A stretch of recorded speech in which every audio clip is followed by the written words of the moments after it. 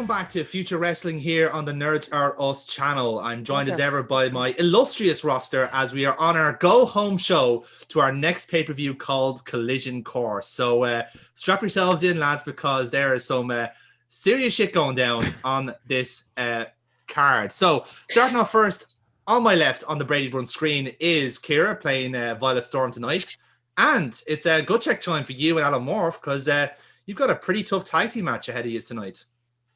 Yeah, we'll see how it goes. Interesting. Yeah, you're going up against perhaps people call the favorites for the tag team tournament, so you're kind of coming in as underdogs here. But I don't know about that. I don't know. I'm just saying. I don't know about that. All right. Okay. Granted, the favorites are non-player characters, so you know. Sorry, hold on. Are the favorites? Who are the favorites again? The non-player characters. I was just about to make this joke. No. Who's the actual? What was the actual team?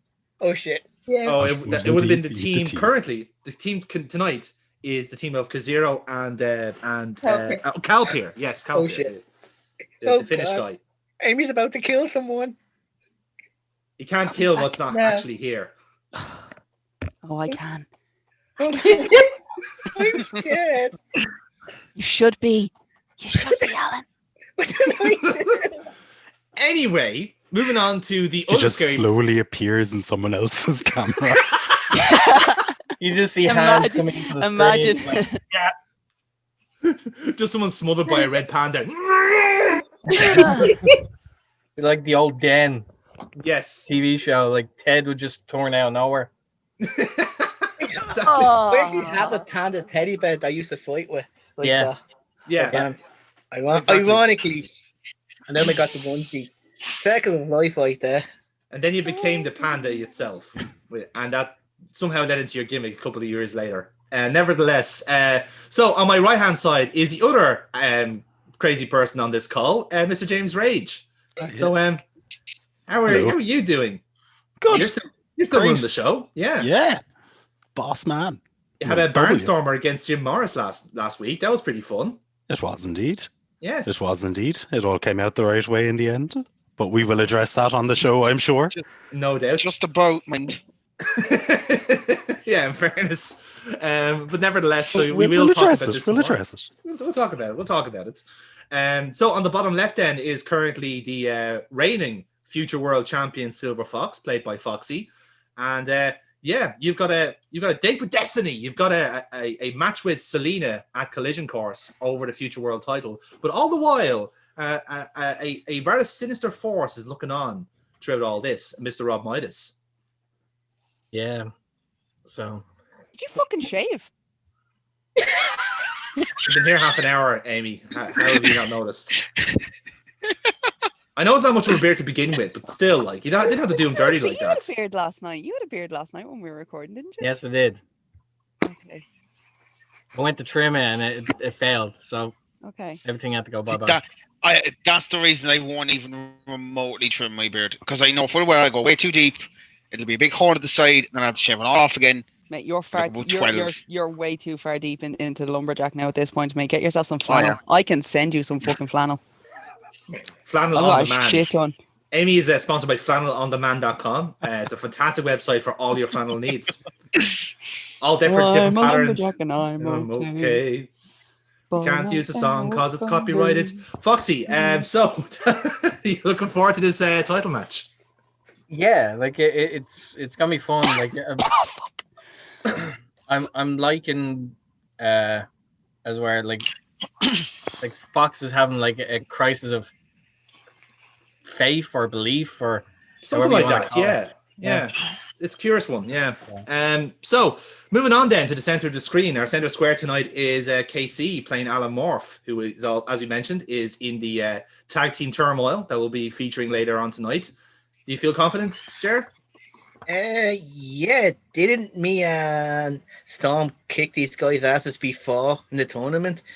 Well, Calpier got mugged off proper because Tony didn't Tony just stopped playing. But Kazero is a new he only got a girl. He's a jubber. Decided he got a life. Okay, but me and Storm both at Calpier, so that's the job half done. That's not fucking difficult. It is not fucking difficult, mate. Hold on. It actually is Amy. That bell rang. He caught me with his finisher right away because somebody rolled a fucking 12. That's the one and only 12 that character will ever have in any of these games. Even when he was being played by a real person, he never rolled a fucking 12. Character never had a chance to roll a 12. Just as a metaphor, just like it was always a 6. It was always a 6 and will forever be a 6. So moving on then. So on the right hand side is Mr. Jim Morris, played by Aaron, who again was also in that Barnstormer with James Rage, and got a bit of an injury as a result, but that hasn't stopped him before, and I don't think it's going to stop him tonight. No, it's not. No, can I talk properly? That's the question. Ooh, no, I can, and I'm probably going to get my head kicked in. So don't worry. Starting early, I see. Yeah, she's got a point. She's got a point. Yeah, from the north side too, which probably doesn't help. Sorry, what? From the north side too, which probably doesn't help. Oh, fuck the yes, I understand all of that. So right down the bottom then.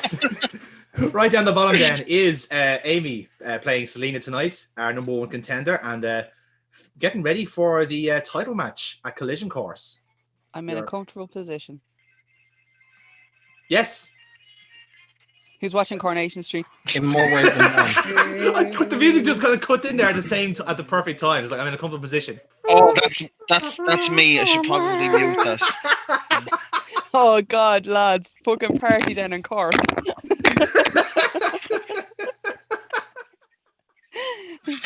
That's outstanding. Yes, I am Celina. I am the number 1 contender.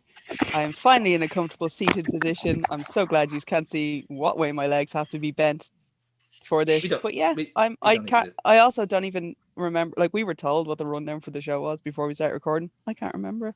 Brilliant. That's absolutely fine. This show will be as a surprise to you as any then. I think every RPG we do is a surprise to me. Yes. That's why you play Kratos so well, because he has not a fucking clue what's going on.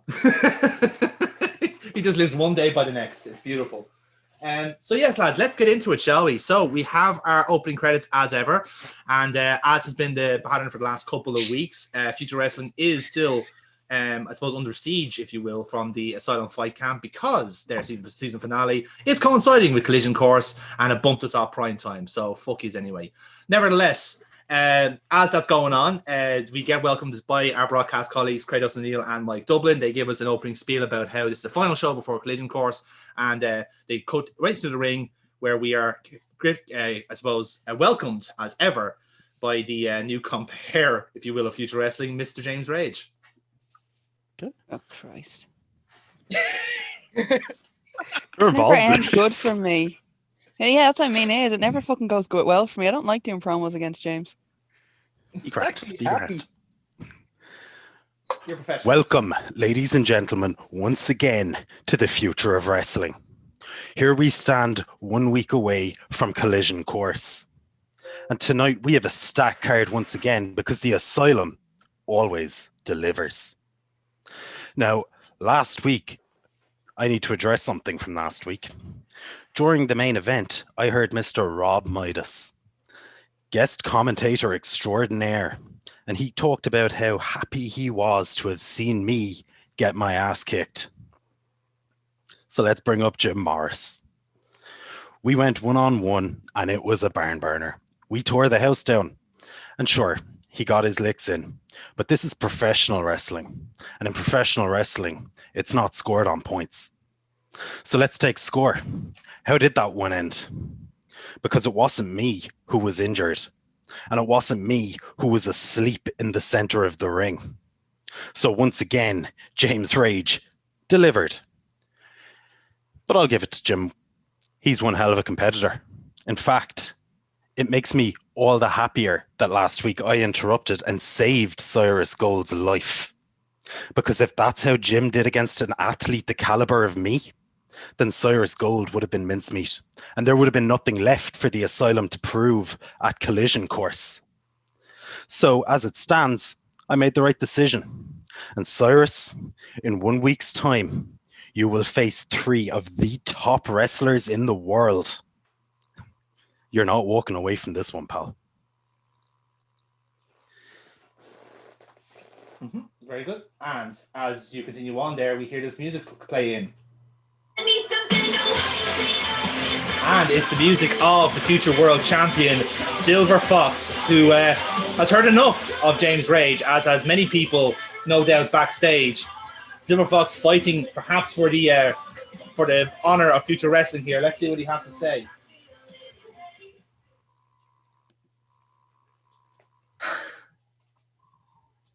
Hi, James. I'm back again. Over. Remember what happened? You did. You made a number of me. You made an example.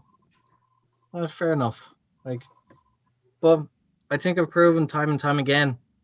I'd take a beating, but I come back, and somehow I find a way to get on top. But you're coming out here and just ransacking future wrestling. You've taken control because you took out Decker. Not the way I told you this before. It's not the way you go about it. But you did unintentionally. You did actually take my word, and you did settle it face to face. But look, I've told you before. Don't like bullies. I don't like them. Whether I like her, whether I've beaten them or whether they've beaten the shit out of me, I'll still fight for them. And look, I'm sick of it. Look, I want you in a match tonight. I'm going to show you some respect. And there's no way about it. You don't get the choice. You just show up. That's all. Right? Show up. You know, Fox, I got to give it to you. You've got a point. And I come out. Just as James Rage cuts in there, you hear this music play in.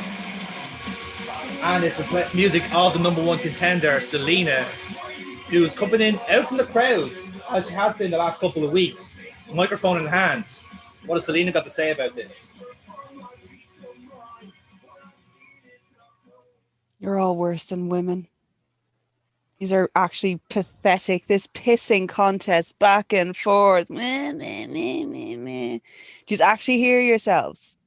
Because I wasn't even paying attention half the time. All I hear is wah, wah, wah, wah, wah, every single time. Oh my God, get over it. Seriously. Like, what is your end game here? Realistically, James Rage, you want to just destroy everyone, so you're last man standing. Okay, well done. Then you have nothing to do, and you've literally cost every single person here a paycheck. Well done, and yourself, because your show is shit. It's shit.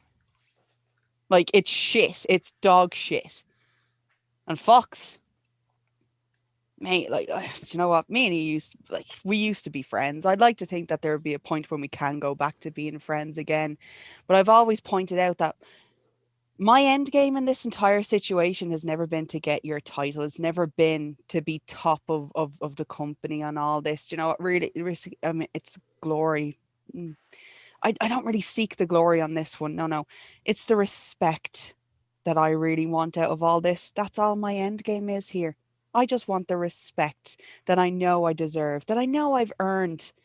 So if you are finally finished with this, can we actually just move on and just get over it? Get over yourselves. Come on, lads. Like, come on. No? Give or take? No? James, you look like you wanted something to say. So, as I was saying before, I was so rudely interrupted by the answer to the question that nobody asked, Celina. Mm-hmm. Silver Fox, the world's champion, an athlete worthy of me addressing. You talk about how the end game matters, because that was my own words and you used them against me, and you've got a point. The last time we met and had a conclusive finish, it wasn't my hand being raised. So yeah, I'll accept your match for tonight because I intend to change that right here tonight. Celina. James. Well done. You come out here and you interrupt. You're the number one contender. What more do you want? You say we're worse than women. What's so bad about women? I can give you a list. You've met me. Misogyny Incorporated. Anyway, you say my show is shit, and then you come out here and you give the most droll promo I've ever seen from you. You've slept through shows. You clearly do not care about the future of wrestling. You said it yourself. You don't care about being top of the pile, so why are you even here? I just like to fuck around. Pretty much, yeah. Just kind of get under people's skin. Ruin their shows. Throw them off. Find someone to take Kratos off my hands. It's pretty much the normal thing, really. That's cute. That's adorable. It is, isn't it? But things got personal between you and Fred Rose. Things got personal between you and Kyle Decker. Things are personal between you and Silver Fox. You interrupt me again. It won't be personal. It'll be purely business. You want me to bend over so you can spank me? Is that what this is about? No? It's the way you're doing that with your voice, James. It just, I don't know what it is. It just makes me tingle a little bit.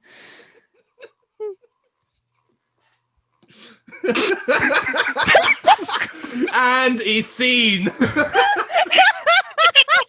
I want the cameras to fade to black on that. It's looking dirty. I have never been blanker during a promo ever. Jesus Christ. That was amazing. It's all getting really warm in here, isn't it? It was in my imagination. It has actually, like, the temperature's gone up a bit here. It's weird. But yeah, clearly because of that. Panicked. I actually didn't know what to do and I panicked. You went to what's normal to you.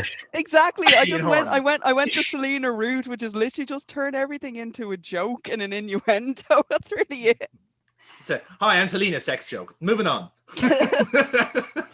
So, lads, as ever, please roll on your looks for those promos. So, +1 to Foxy, -1 to James Rage, and straight roll for Celina.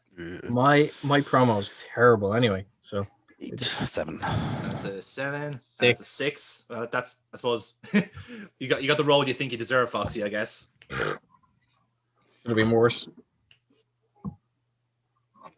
And just call it out, Amy. It's fine. We'll trust you. It's an 8.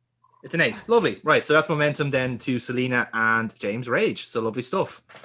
And just to help with my editing, if anyone would like to do the that'd be super. You're all sweethearts. Thank you. So yeah, lads, let's get into our first match then, shall we? So, ladies and gentlemen, this is the first contest. Is a singles match scheduled for one fall. One fall. Introducing to the ring first.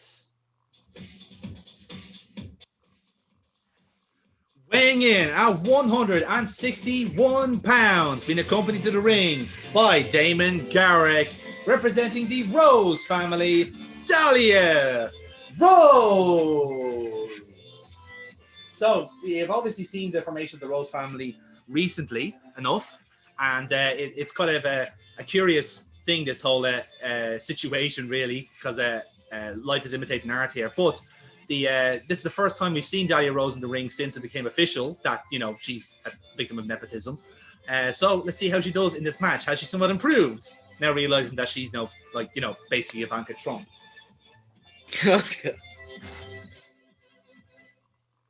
And introducing her opponent,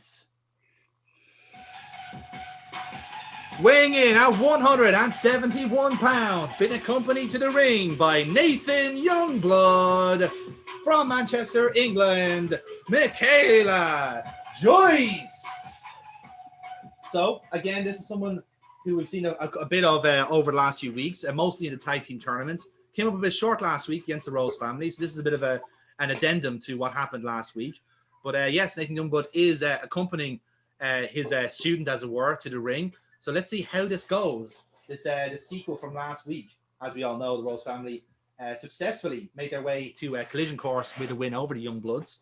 So now let's see if they can get some measure of revenge. So Foxy, we'll do the same thing as we did last week. So give us a cheeky roll there to see how much input you have in this match. I don't know if I like this.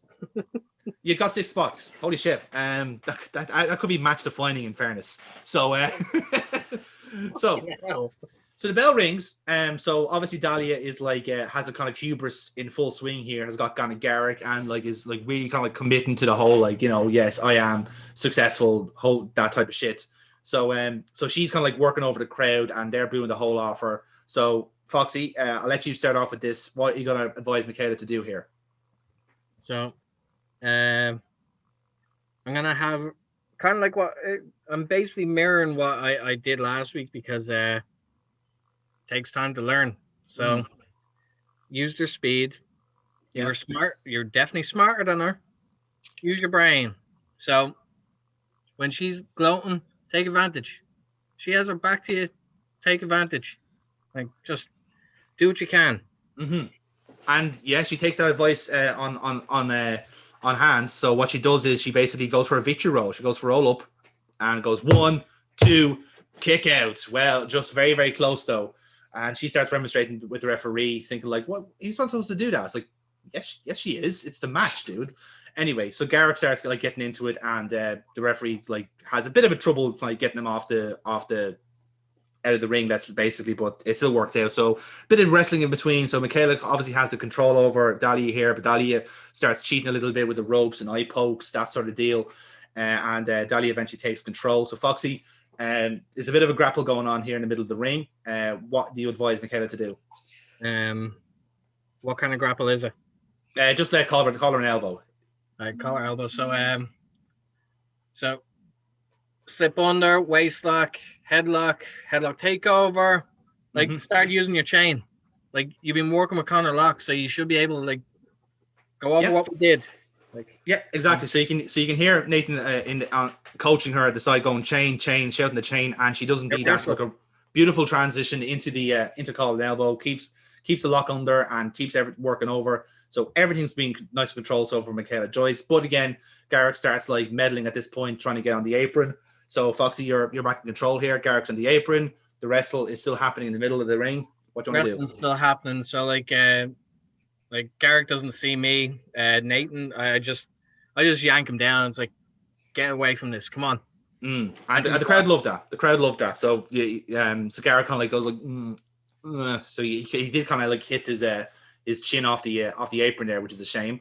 But yeah, still working away on that point. So there's still more to this match to come. So Dahlia takes advantage of the commotion back at the back, goes out of the ring, and tries to throw Michaela Joyce into the steps. She does, and the referee tells you and Garrick to stay out of it. She rolls her back in, and it looks like she's kind of setting up for some sort of move. Can't tell what it is yet, because again, I don't have a finisher plan for her yet.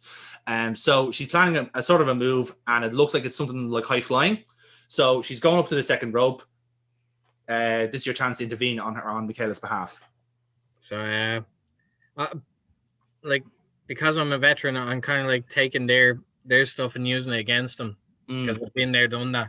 So it's like I kind of gesture as if like I'm about to climb up, just to give her, hey, just giving it a little motion. It's like, nope, this is what could happen basically, and just showing it. It's like I can do it too. Yeah. Oh, watch out. Be careful. Breath rope. Very dangerous. Exactly. Yeah, I get that. Good. So yeah, that gives her like a momentary distraction, at which point Michaela Joyce climbs up the turnbuckles angle style and throws her with a suplex, and it looks very, very nice indeed. But again, Garrick is not happy about this, so you're both on like separate aprons here. So this is your chance to put a number on them. So we're at two set, like the opposite sides, is it? Opposite sides, yeah. So he's not happy.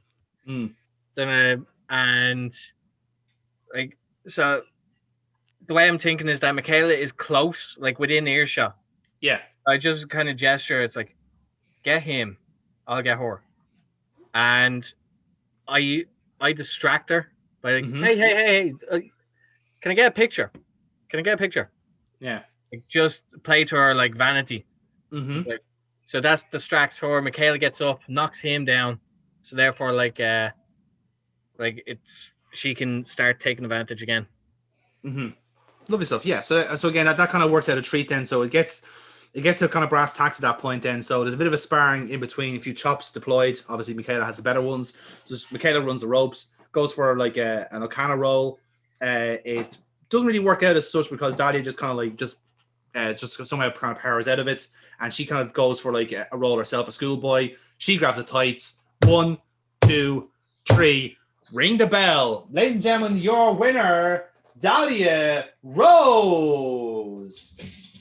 And I have to say, folks, I don't know where exactly she learned how to do something like that, but that is the first victory for Dahlia Rose here in Future Wrestling.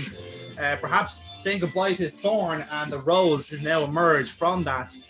Despite the best efforts of Michaela Joyce, who was very impressive again tonight, but unfortunately the numbers game working to her disadvantage in the end, as Nathan Younggood tried his best, but ultimately coming up short tonight. So folks, that was a fantastic opening contest here on Future Wrestling, and now we're just going to cut to backstage as our favourite interviewer, Pete Thursday, is joined by Mr. Jim Morris. Hello, everybody. Welcome back to Future Wrestling. I'm joined at the moment by Mr. Jim Morris. If you want to come in here, Mr. Morris. So obviously, it's been a long time since you come across someone as ferocious as James Rage. But it has to be said, you really did impress a lot of people here tonight with your performance. Do you feel that perhaps you've made an impression here at Future Wrestling by taking on one of the most intimidating figures there?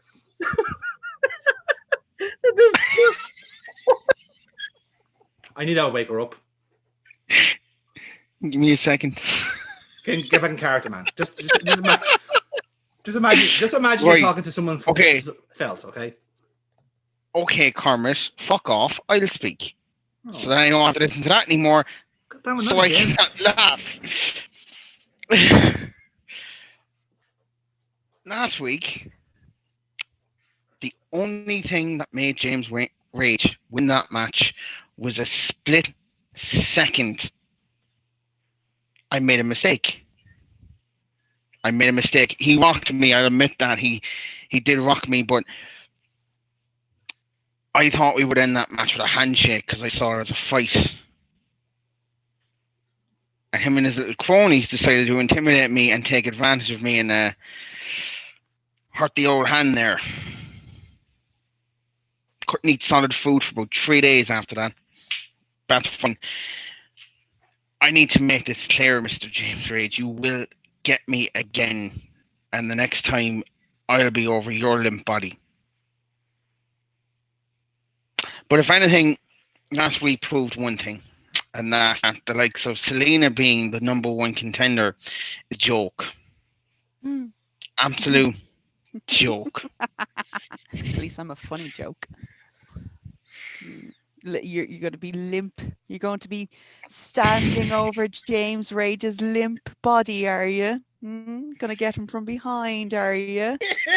Mate, I thought Kermit's voice went through my head. No. Oh my God. Oh. I'm still here, by the way. Shut up, Kermit. I'm sorry. Know your place, mate. Know your fucking place. Just like Mr. Jim Morris should know his place, mate.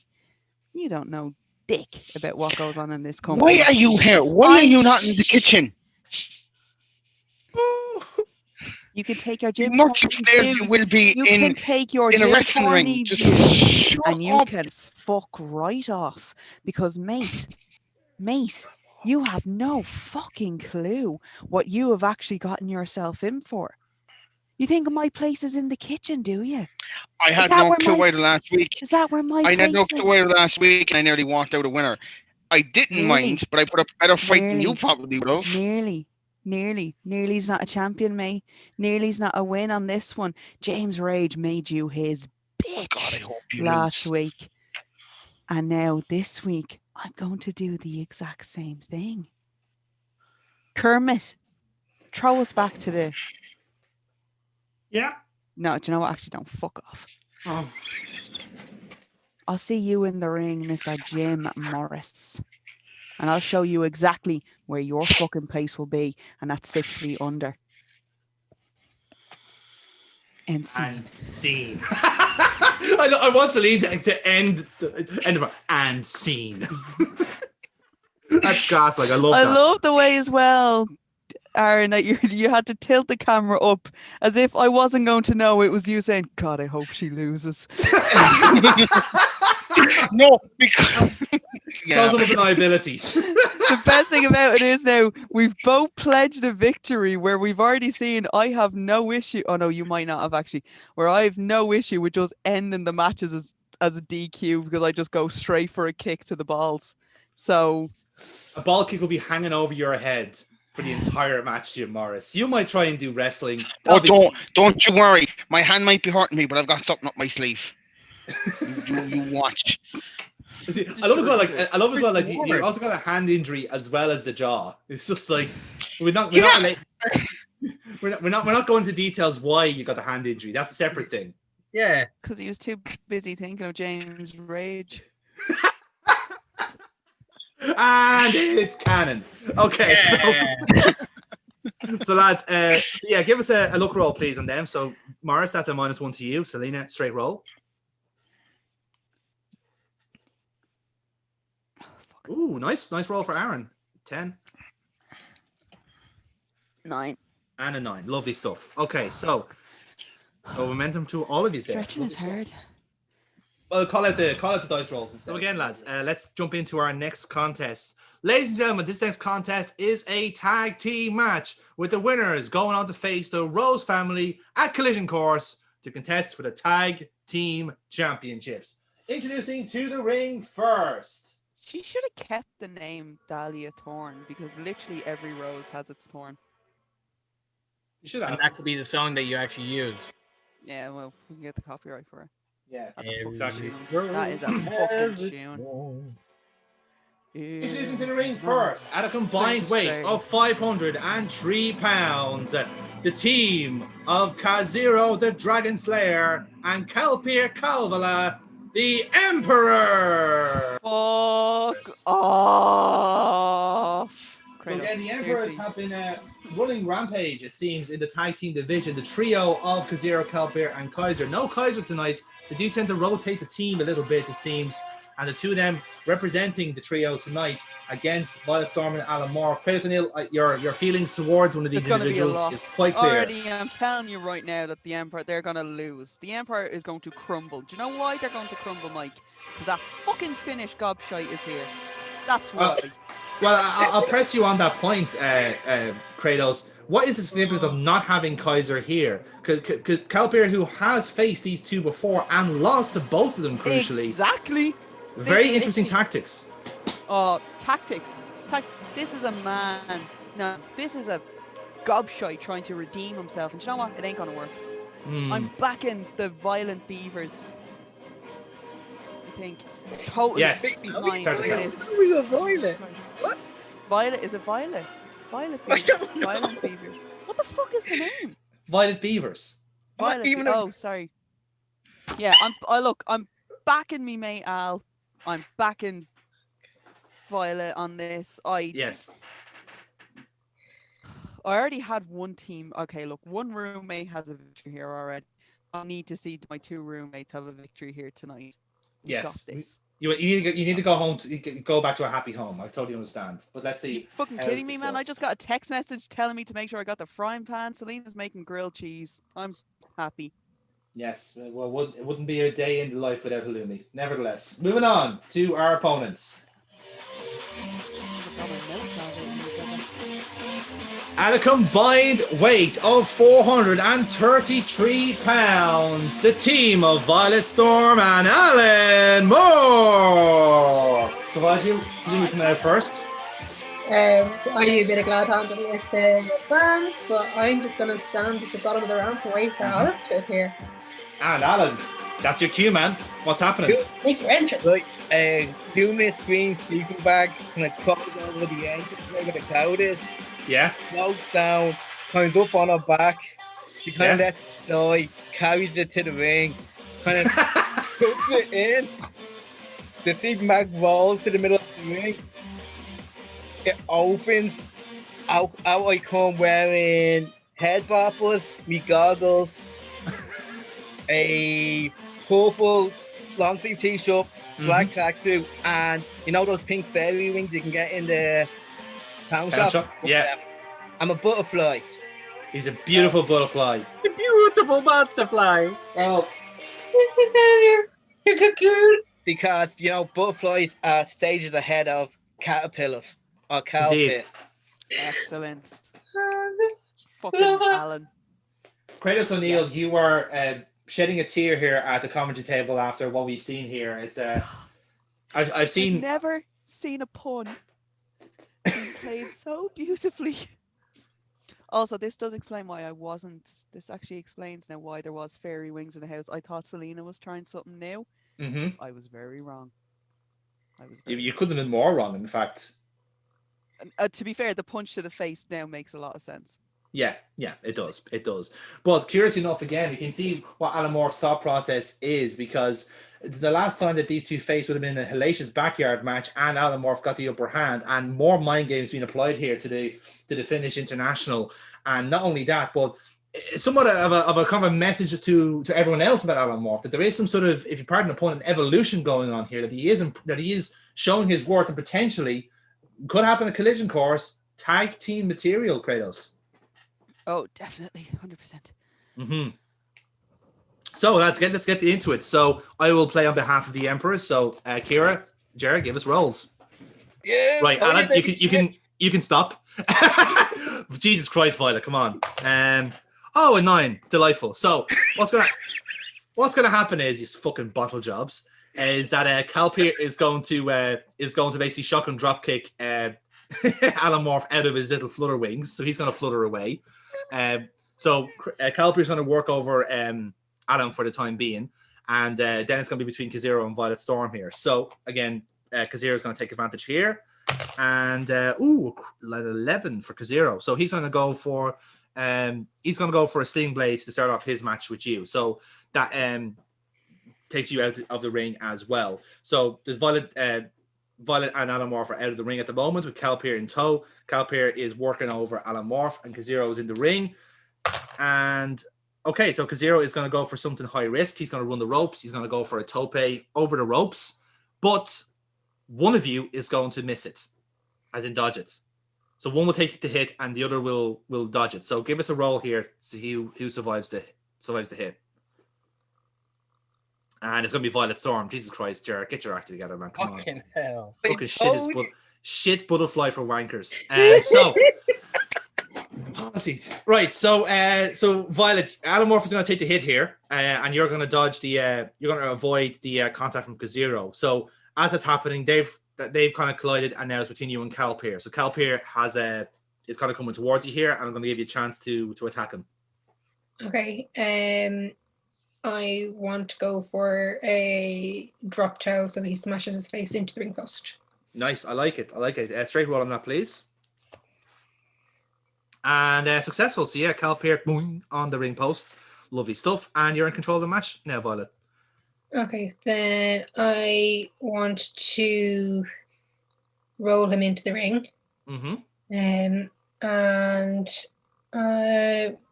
throw him to the middle of the ring. Yeah. And gonna go for a double stomp to the chest, and then a leg drop. Double stomp and leg drop. Okay, grand. So yeah, you do roll Calpier into the ring, and then yourself, and the bell actually rings because now that's the start of the match. Thanks, lads. So again, this is going to be 2 luck rolls, please. +1. Is it +1s? Yes, it is +1s for the double stomp and then the leg drop. Okay, that's the first one. Yep, and then for the leg drop. And successful. So there, that's 2 successful rolls on that one. So at this time, then Alan Morph and Kazero have gone to their respective corners. So the match has now settled down a little bit, and we're into our match proper. So Violet, you're still in control of the match. Continue on. Okay, then I am going to go for a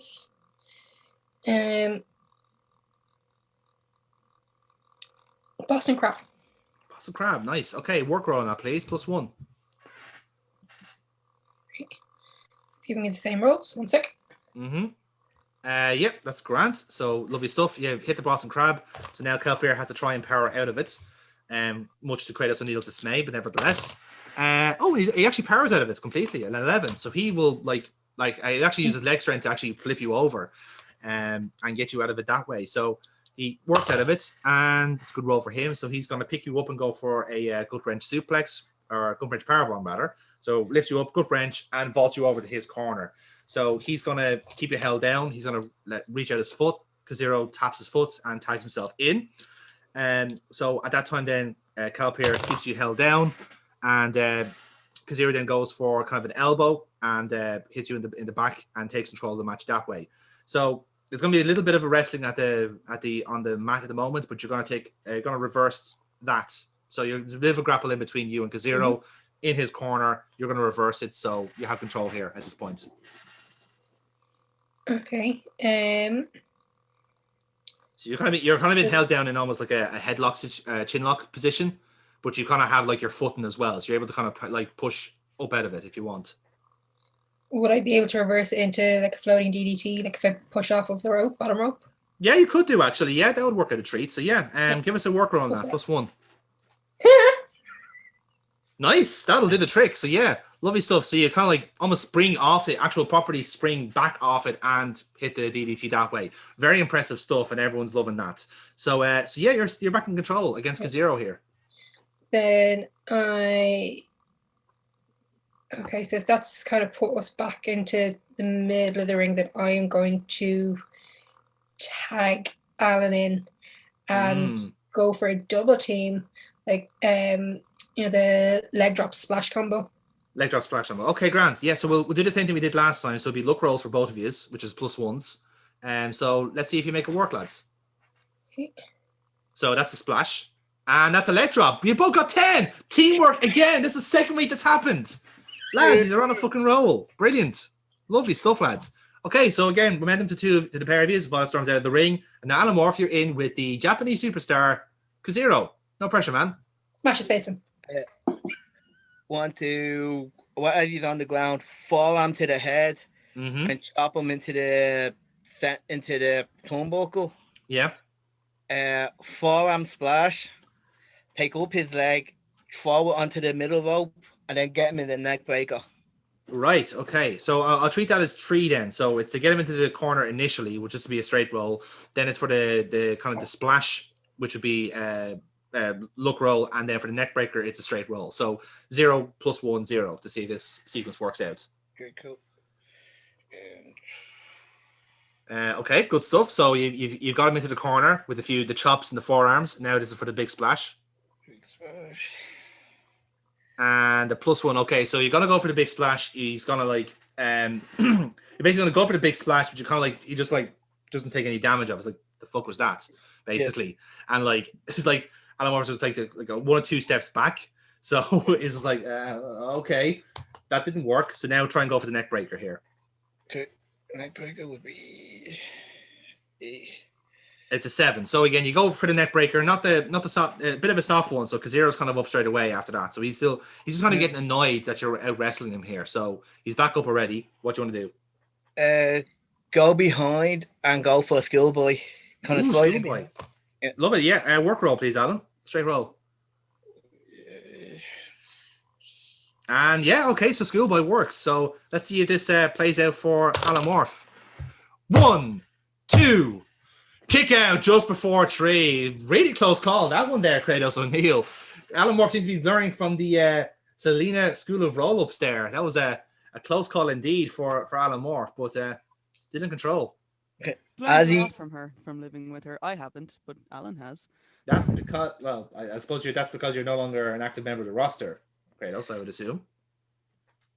Okay. Sure, let's go with that. And because I nearly got the 3 there, like I kind of stick out my tongue and kind of taunt him. I want him to swing a clothesline, duck under. I run up the ropes, he runs up the other one, and I want to come back with a Undertaker's lariat through the air. Oh, okay, grand. I like that. Yeah, give us a straight roll. Let's see if you win out this kind of run of the ropes segment. And you do. So again, so you run the ropes. You kind of like you're dodging. He's really kind of going for you at this point. Yeah. So you duck one, you duck another, and you come back with your own lariat. Again, soft enough. Like so, he keep coming back up. So your offense is light enough. So he's enough for him to kind of like keep getting back up then for more basically. So he's back up on his feet again, but you're still in control of the match. Okay. Oh, I want to. Keeps going. I want him to kind of swing another hand. I go around and give him a back suplex. Back suplex, like it. Work roll, please, Alan. Let's see if it works out. That's a 6. Okay, so you're going to go for the back suplex. You're going to try and lift him up. It's not going to work. And he's going to switch your hips, and he's going to go for a back suplex himself. And you're going to block it, basically. So he's going to go for back suplex steps. You're going to get your leg around his, and now you have a chance to reverse it yourself. Oh. I kind of want to, as he lifts me up, I put my leg under. Mm-hmm. I kind of want to roll through. Yeah. He goes face first. But as I come up through, I'm kind of like in position like I could give him an ankle lock. But I want to flip him around and go for a pin, like a jackknife pin. Oh, jackknife pin. I like it. Work roll, Alan. Let's see if it works. No. Okay, so you're going to go for a jackknife pin. He's going to basically flip it over.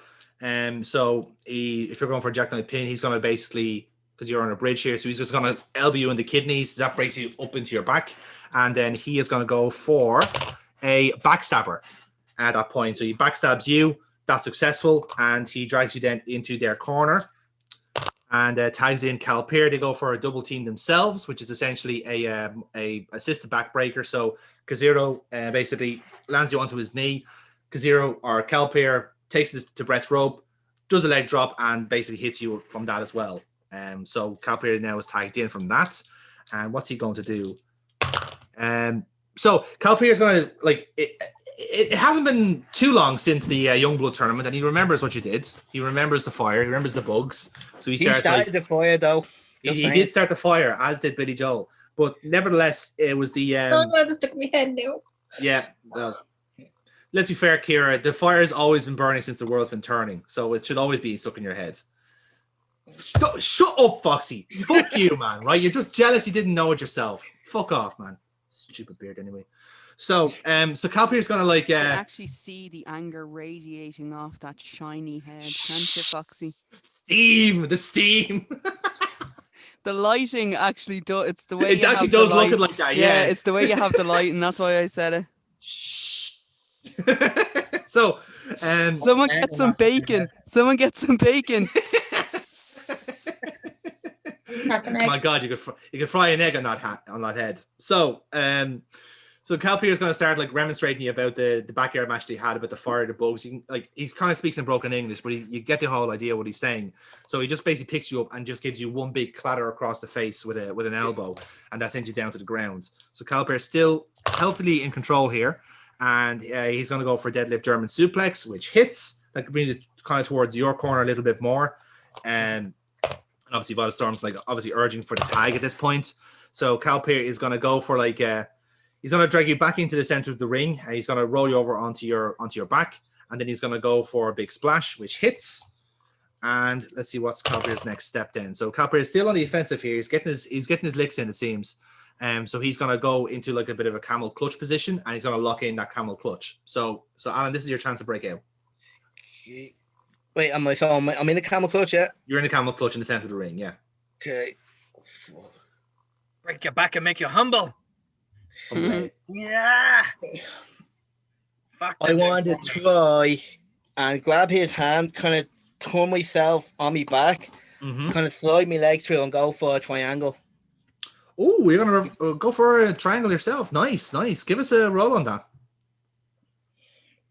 For fuck's sake. Okay, so you're gonna wriggle out of the camel clutch. You're gonna try go for the triangle yourself. But what's Calpeer's gonna do? He's just gonna basically try and power out of it, and kind of go for some sort of power bomb situation. But he's not going to do it, right? So you're currently in a seated power. You're about to drop for a power bomb, but you have a chance to reverse it or break out of it, whichever way you want to do it. Okay. I want him to pull me up for the power bomb. Yeah. as I'm up, as he pulls me up, I use the momentum to shoot up, stand on his shoulders, and then drop. As I'm dropping, I kick him in the face. Oh, nice. Okay, so you want to kind of like almost like kind of go, like you're kind of going for like a coup de grace type thing, where you're on his shoulders and you just like push your weight down and send him to the mat, like. Well, kinda, yeah. But it'll be kind of like when he sends me up for the power bomb, I use that momentum. Like I put my hand on his head, push up, stand on his shoulders, Yeah, and then drop down and kick him. all right, so you want to like you're landing like on your feet basically, and then you're giving like a kick of some kind, like. No, I kind of want to like just say that's him. He picked me up for the power bomb. I'm on his shoulders. Yeah. And I take kind of like almost take a step back and then kick him on the way down. What you could do, right. What you could do, if you've used the momentum to stand on his shoulders, as you drop, you can do a big ran it into a pin. Okay. What do you think, man? Ran a pin?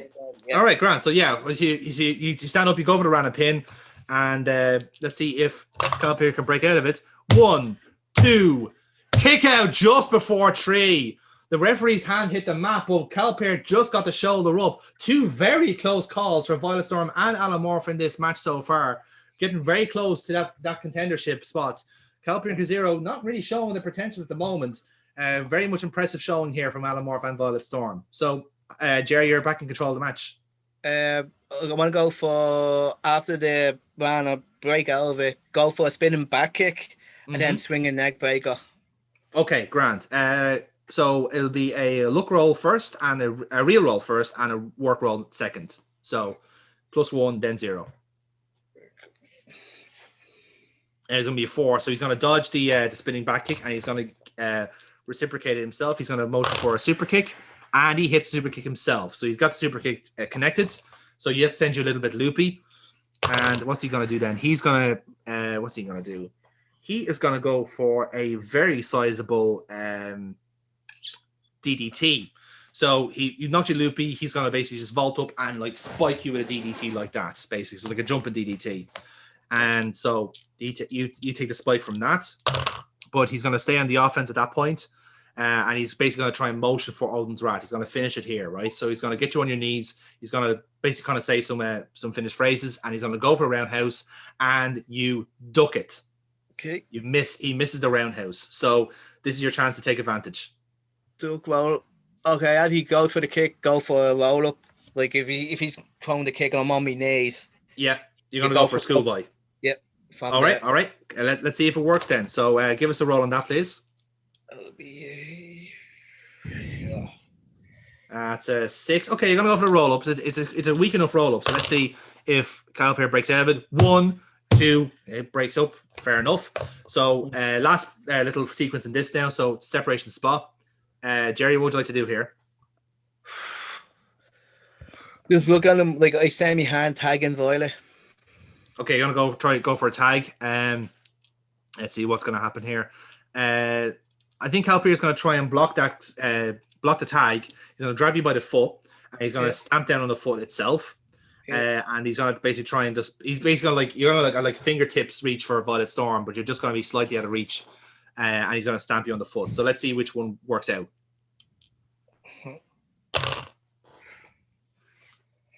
That's an 8. I drew a 5. So you do manage to get to Violet Storm. So like a diving pin, Violet Storm rolls in and hot tag. So Kira, go nuts. What's going to happen here? Okay, so if Calipir is going after, I'm going to go for like a baseball slag. So when you go behind them, and so drop kick to the back. Drop kick to the back, okay. Into our corner. And then so like come off the ropes and go for a double knee to the back as well. Knee to the back as well. Okay, so you drop kick into the back, he goes into your corner, go for a double knees as well. So that's grand. You don't need rolls for them because it's the hot tag. So that works out fine. Kazir's going to come in here. It is a thing, don't worry. So that works out fine. And then Kazir's going to rush in here. So what do you want to do? I want to go, if he's coming in at me, I'll go for a roundhouse kick and just kind of like so he rolls back out of the ring, keep him out of the way. All right, Grant. So carry on. So you have one more free swing in this. Oh, okay. So you have a choice between now. You have Calpir now in the corner, or you have Kazero to the outside. So which one do you want to target here? The legal man. Right. So you go for Calpir. What do you want to do? Okay, so if he's in the corner, I want to if he's turned around, so he's facing out of the corner now. Yeah. I want to think. You can kind of set him up for a high flying move here, really. So you can kind of do something like a monkey flip or kind of like just like the vault over him, and he can kind of like flop to the mat, perhaps. Yeah, sure. Why not? Right. So, okay, Grant. So yes, you want to go for a kind of like a monkey flip to get you onto the ropes, perhaps. Okay. Yeah. Grant. So that's fine then. So that works out fine then. So you've done that. So he's on the mat, and you're kind of close to the ropes then. So that's your hot tag finish. So you can kind of you have to actually roll for these now, Kira, I'm afraid. Yeah. So continue. I wasn't expecting that I got moves. I'd forgotten. I'm actually just glad we can do a hot tag now. It's been like fucking 3 months since we actually done it, so it's good. It's nice to use that rule. Well, you didn't have a fucking tag division. Yes, well, Carl Decker doesn't like tag teams, does he? He's not even fucking running the show. That's a fair point. Kira, continue on. Okay. How much momentum do I have? Currently, you have 7. Okay. Can I use 3 and go for a shooting star press? Yes, you can. So go for the shooting star. +3 roll on a shooting star. That will do nicely. So yeah, and with the +1 makes it a +4 in essence. So yeah, it's a solid shooting star press. Very impressive. And you can go for the pin. So let's see if Calpir can kick out. 1, 2, kick out just before bollocks. 3. That's he kicks bollocks. out. He kicks out. I demand to see what the roll was. It was a 9. Bollocks. It was a 9. Fucking bollocks. Go. So Violet, you're still in control here. Sorry. See, even she can't believe this horse shit. Most people are allergic to Tony She anyway, cannot so swallow that shit. Yeah. Right. Then I'm going to go for a figure 4 and wrench it into bridge. Okay, bridge and figure 4. I like it. Work roll, please, Kira. People stealing shit from people. Well, technically, this happened before the main event. This happens before. Yeah. And technically, I've done it like almost every second week. Actually, I realised I actually do it every match as well.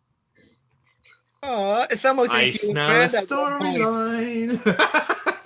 But like, it would make it considering the original character that we had, it makes complete sense. Only we never bothered to look into that story originally. No, shit got in the way. So I'm like, oh, okay, never mind. Oh well, we'll leave that for the reserve. Yeah. So yes, no. So the bridging figure 4 is locked in. Let's see if Calpir can break out.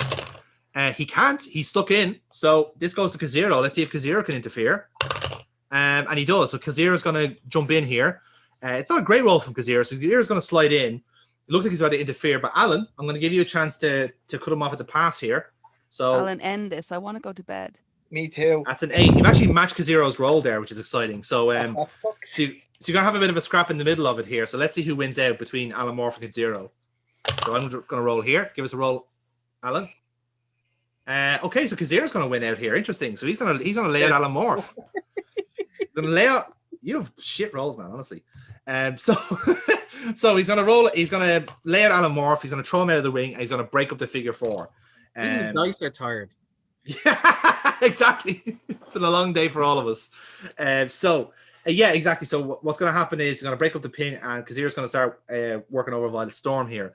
So he's going to only get like 1 or 2 like shots ready before the referee pulls him out. So he's going to go for a brain buster. He's going to have you vault over. He's going to have you in the vertical base, but it's not enough. So you're going to be able to break out of it basically. So you're in this kind of. You're halfway up the brain buster at the moment. So what would you like to do to reverse it, Violet? So pretty much it's reverse it into what, a DDT? Yeah, I suppose so. Yeah, or you can go under, whichever way you want to do it. Go under, ladies. I'm sorry. I'm so sorry. Jesus Christ, honestly. Okay, that's the only one I can think of. Grants. Okay, so I just can't think of anything else for us at the moment. That's fine. So work roll on the DDT. So, and that's good. That's a critical. That's a critical DDT. Good stuff. So critical DDT on that. So yeah, that works out fine on that one. So you hit the DDT on that, and Cal Pierce going to feed back up here now as well. Can he take advantage of it? No, he can't. So you're going to have control of this. So, Molly, you have a chance of getting one on Cal Pierce here. Okay. Finish this. If he's enough said, I want to go for a spear and then go for the Gale Force. Right, so spear first. So straight roll for the spear.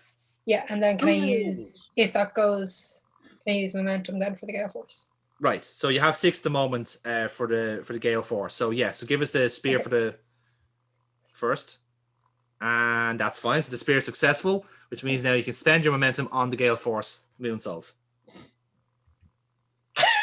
And that does it. So the Gale Force is working. So before we do this, so the Moonsault hits, Kazero is going to slide in. Anamorph, you have a chance that you're going to block him off at the pass here. What you want to do? Do you have any momentum? You have 2. Okay, can I use this for that? Well, right. What do you want to do? Just literally kind of trounce them into the turnbuckle. So you're just gonna bodyguard him into the fucking the corner, like Callum Black did. Boom! Oh, you're gonna pounce him. I like it. Yeah. I've never seen a butterfly pounce, but fuck it, float like a butterfly. Yes. Yeah. So all right. So +2 momentum. Let's see if you make this work. Hitting the butterfly effect. And that actually works. That gets you over the line. So yeah, you pounce Kazero into the corner, and you're gonna hang him down. 1, 2, 3. Ring the bell! Ladies and gentlemen, your winners, the team of Violet Storm and Alan Moore. Well, folks, that was an incredible tag team match, and the exciting part is now the Emperors are out, but the Violet Beavers are in. They are facing the Rose family at Collision Course. Kratos O'Neill, I value your opinion on what we just seen. So proud of Alan. To be fair, Alan really did provide the assist there for blocking off the 0 at the end. Alan! Celina's gonna make grilled cheese! Woo, woo, woo, woo, woo, fucking grilled cheese. I mean, wait. Can I Moth talk? Oh shit.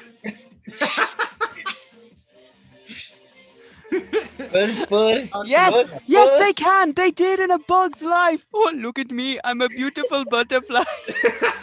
That's clearly what Casey was going for. Clearly. You could tell. Because it was harvest season after Grilled cheese, baby! So party at Celina's. So what's the afters going on, lads? What's happening in the ring? I don't want to go for much afters other than just yeah, we're all good. We're all happy families. I like it. All much. Yeah. And speaking of families, bollocks off. So what happens then is He's not even here. After you celebrate. Here. Why are we doing this? So out comes Fred Rose with the family in tow, with Cutter, with Garrick, with Dahlia in tow. And he goes, I must say, I was very impressed with that performance. Truly a performance of champions.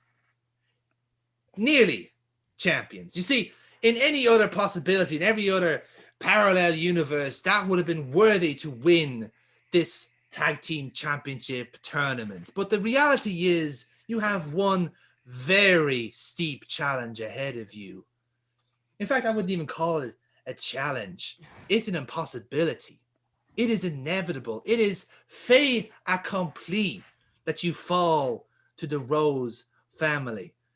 Now, Alan Morph, I understand you've had differences with this gentleman Cutter here, but you have my assurance that Cutter is going to save it for Collision Course, because we need both of you at your best. Because when you are at your best, we are at our best. I know it sounds strange for me to say this, but again, the Rose family prides itself on excellence in all things. And when we do take control, when we gain our monopoly, we have to do it the right way. We have to do it with the people who think they deserve some form of credibility. And to your credit, as the sideshow jokes that you really are proving your worth in a manner of speaking. So, Miss Storm, Mr. Morph, enjoy your 15 minutes of fame. Enjoy your time in the limelight, because it is very short-lived. Because come Collision Course, your reality check is very close at hand. And they leave it there.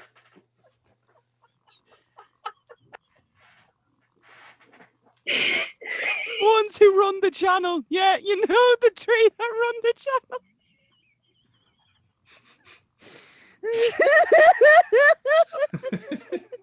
Oh God, you absolute fucking cock gargler. I fucking hate it. Oh.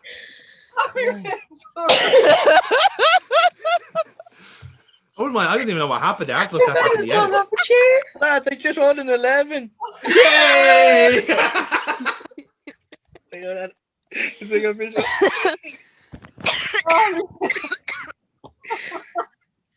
Oh fucking hell! That was funny. And that's all of our shit for today. So I'm going to stop recording. Job done.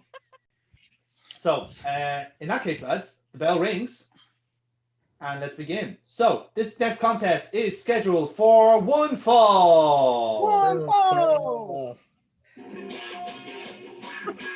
The enthusiasm is gone now. Everyone's like, one fall. It happens every time Jim Morris enters the ring, apparently. He's like, oh, Didn't help that it should be about the wrestling. No one's happy in my dojo. There's little more manners in this house. Weighing in at 227 pounds from Cork, Ireland, Jim E. Morris. Just a very, very brisk walk to the ring and just immediately calling her out. Mm-hmm. Well, it's fair to say that Jim Morris rather put his foot in it earlier on today with that interview with Pete Thursday. It didn't go well for, as it often does be the case with Pete Thursday, never goes well. But rather rotten luck credits on it, you have to say, for being an earshot of Celina there when he was midstream.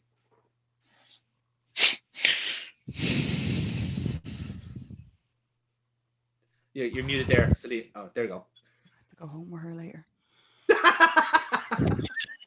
She's not going to shut up about this for a fucking month.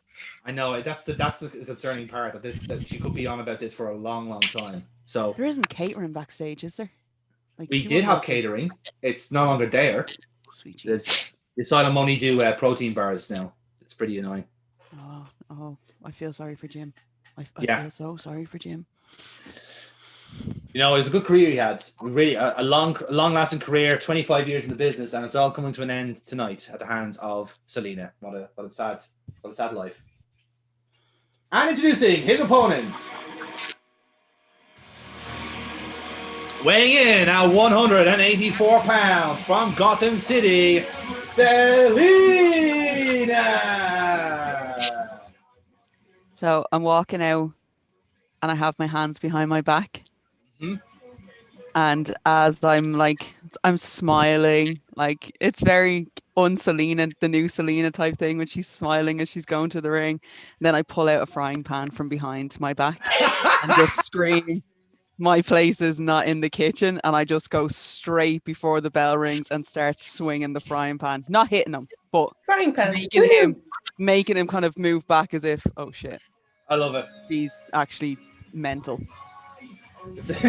I'm going like, well, I think we can all pretend to be shocked here with this transaction, but it's fair to say Celina did not take too kindly to the words earlier on, and credits O'Neill, I do not envy your task later on when you have to try and calm her down after this show, because my goodness, that is a woman scoring. She wasn't scoring already over the past few weeks here at Future Wrestling. She's certainly scoring now. Oh, I'm sending Alan to get her. I'm pretty sure she got that frying pan from the car that looks like Alan's. Is it the bite marks, is it? Yeah. He's trying a new thing. I'm not touching that. but nevertheless, in more serious business, when it comes to warm-ups for Collision Course, you really can't get any better than Jim Morris, a man who has been in this business, good and bad, for the last 20 years. If Celina wants to show championship credentials, defeating Jim Morris and I will do exactly that, Kratos.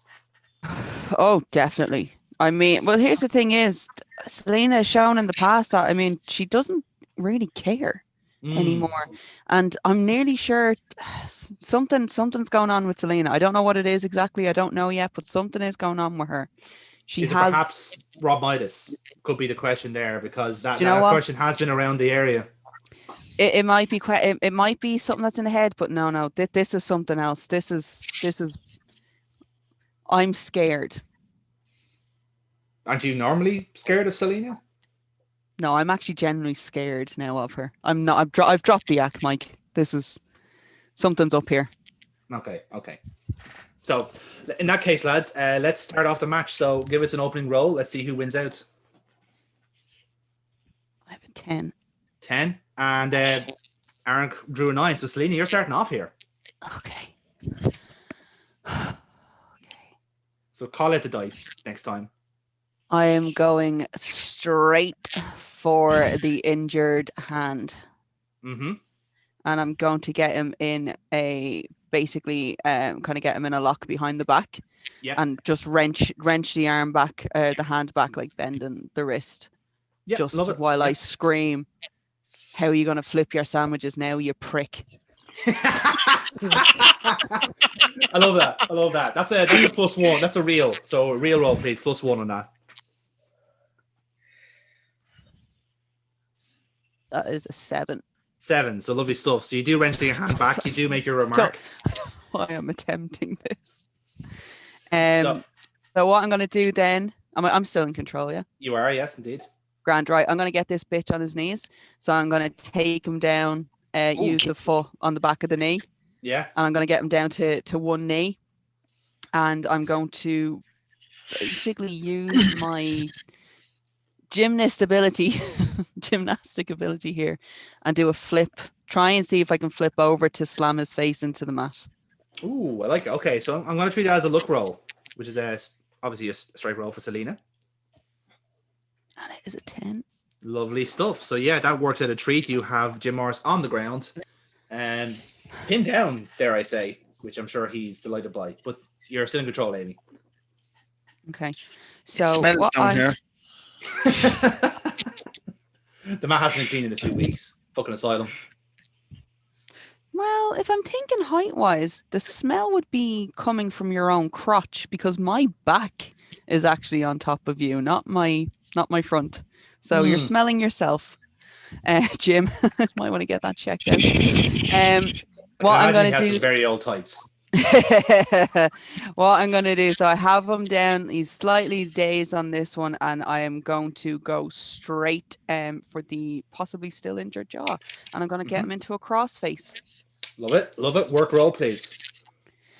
And it is a 6. It's a 6. Okay, so you're going to go for the crossface, and Jim's basically going to work his way out of it. So, Aaron, you have a chance to reverse the crossface here. Would I say what I'm going to do first or roll first? Yeah, you have an opening here. So, so I get over the crossface. I take a second to myself, and I give her a suplex. Mm-hmm. I like starting off with suplexes apparently because my brain just goes bleh. And get her and do a really hard snap suplex, and then try a crossface of my own. Okay, so we're going to treat that as 2 work rolls, so +2s on them. So snap suplex is successful. You gain an audience for that. And now this is for the crossface yourself.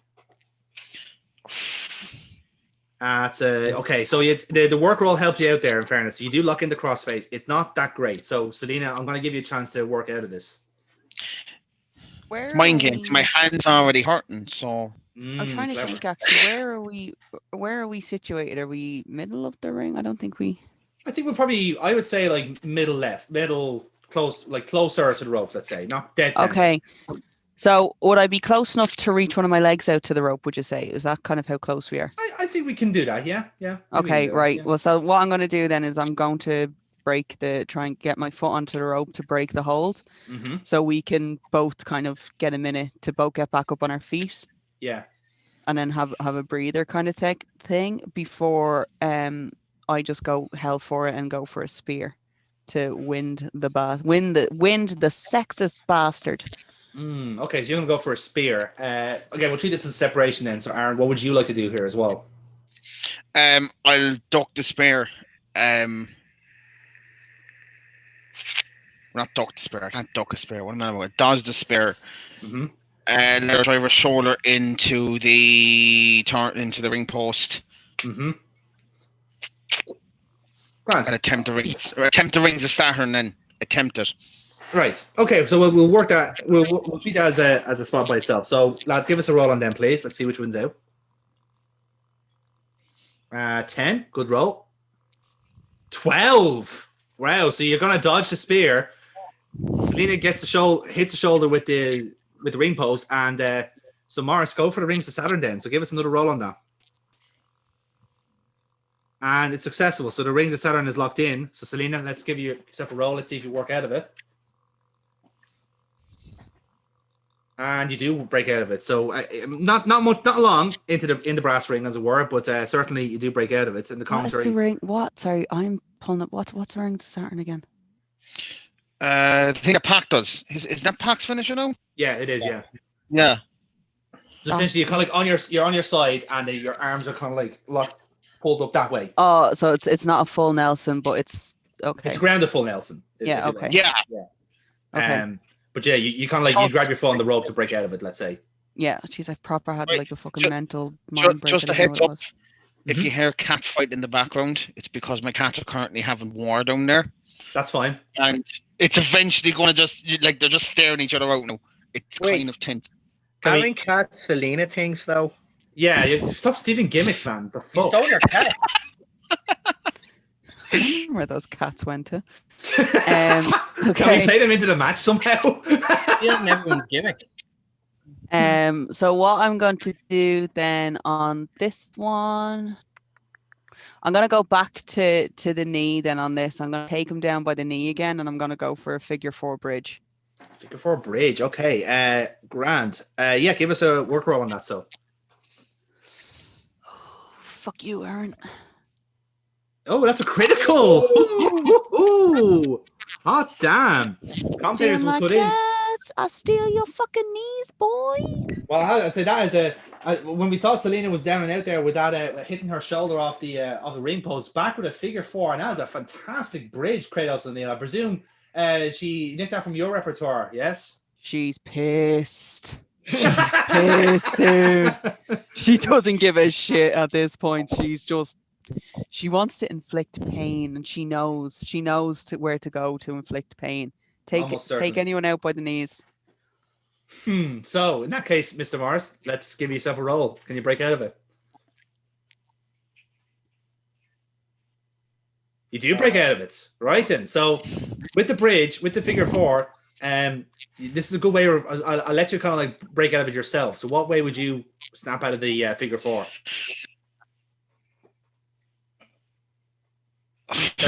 Bearing in mind that Amy kind of has a bridge going as well, so. I'm going to try and grab myself up to go. Just do the. I don't know how I'm going to get out of it, so I'll just go over to the rope and grab the rope and let the referee come to 5. Right, so you're going to squirm away. Grand. So yeah, so you break out of it, nice and handy, and we'll have a separation spot, lads. So what do you want to do here? I'm going to run in violently and use my special move for this match. Have you ever seen that episode of It's All Study for That Fear when Mac grabs D and lifts her right up in the air? From the last season. Sure. No, like he grabs her in between the legs and just picks her up. No. I don't want to see that show. Yeah, I'm kind of thinking maybe you are just a little bit of a sexist rapist now. See, those two are very critical. There's a critical difference there, Amy. You have to be careful. You really have to be careful with that. You know, some people, not naming names, but he has 2 first names, therefore you can never trust him, did basic gimmick off it, so you have to think about it that way. This is essentially what I'm going I can't say his for. name because the cunt will sue us. Oh, right, I see, yeah. Yeah. So I just like lift her up and just leave her fall. Get her up at a height too, so when she hits, it's a bit of a height there for. Okay. She slams off the floor. That'll be a curious spot. What would yourself? I want to go for a Celina? widow's peak. I'm going to whip out one of Victoria's finishers. I'm going to go for a widow's peak. Well, you aren't a woman to mess with, so that's a good shout. So the way I'll do that is I'll treat that as a real roll for Jim, and then a straight roll for yourself, Celina. So unfortunately, that's a -2 for Jim, and that'll be a straight roll for Celina. Let's see which one wins out. I did not work out my fucking stats properly at all. So that'll be an 8 to beat. And an 11, a nice widow's peak. So yeah, so I guess like Morris could kind of like trying to go for some sort of catch, but you just go fuck it and grab him on your back and hit him with a widow's peak, and everyone loves it. Everyone's enjoying it. So you're in control of the match, Celina. I am going It's not going well for me. I'm heading up to the top rope. I'm bypassing Brett's rope. Jesus. And I'm going for the less dangerous one of the top rope. And I am going to go for my favorite. I'm going to go for the swanton. Swanton. Okay, so look roll on that, Celina. Straight roll. Damn. And a 10. Very good. So a solid swanton bomb on that one. So good stuff. You're in control of the match still, Celina. I'm going for a fucking pin. All right then, Morris. It's over to you. Let's see if you break out. You know you make me break out. 1, 2, kick out. Just before 3. Just before 3. Okay, so separate spot again, lads. What do you want to do? Okay. I have time on my hands here, time on my side. So, how much momentum do I have? Yeah, momentum check currently. Celina is on 8 and you're on 5.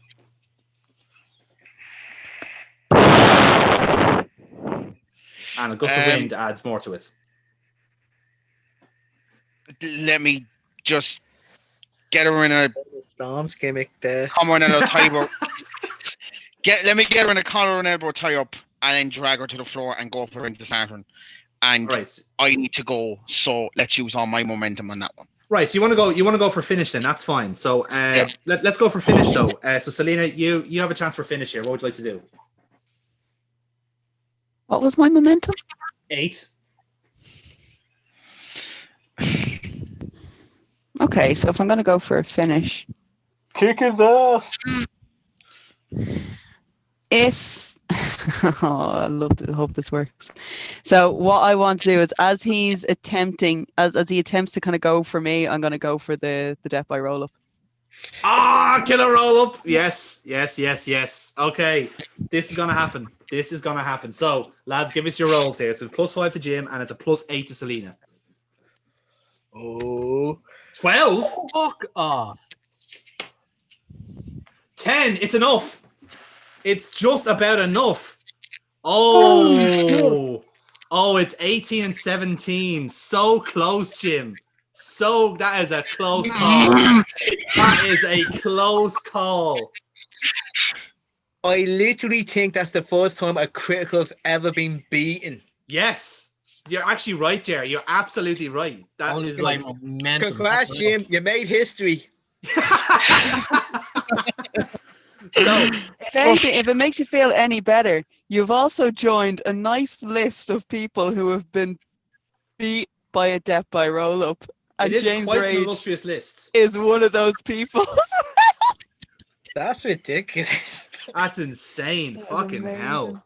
That's again a great match, lads. Has to be said. Okay, so let's work to finish then. So Morris goes for he basically tries to go for the cotton elbow. He tries to outpower you, going for the brass rings. He's got one arm locked up, and Celina just like shifts her weight, goes into a like fucking snug roll up. 1, 2, 3. Ring the bell! Ladies and gentlemen, your winner, Celina! And the commentator's going, well, as much as sometimes there is 2 things that are set in life, death by roll-up and taxes. Curtis O'Neill, a score 1 for the good guys in that sense, and as I'm sure you're obliged to say here, on behalf of Celina? I'm slightly proud. I'm actually genuinely a little bit proud of her. He's gonna run his mouth. Yes, exactly. Oh, I believe the actually, kids have been you know what? Here's the saying thing that. about Celina, guys. People have been talking. Anytime someone has talked shit about her, she has come back. And she has literally made them her bitch. And again, as omens go, that is a pretty decent way to walk into collision course with a victory on your belt. And nevertheless, if I was Silver Fox, I'd be very curiously watching this to see how exactly that plays out. But let's go back to the ring. Let's see if there's any after. So Amy, how about yourself? What's happening after this? I'm just gonna stand up and just kind of crouch down to Jim Morris and just say to him, "Bitch, get your arse to the kitchen and make me a fucking sandwich." Yay! Smash that fucking patriarchy. Morris, how about yourself? Just gonna look at her and just Hammer tuna. I have this feeling just been seeing on my face, like, what the fuck? Yeah, it's like that didn't happen. Did it actually happen? Yeah. Fuck. Yeah.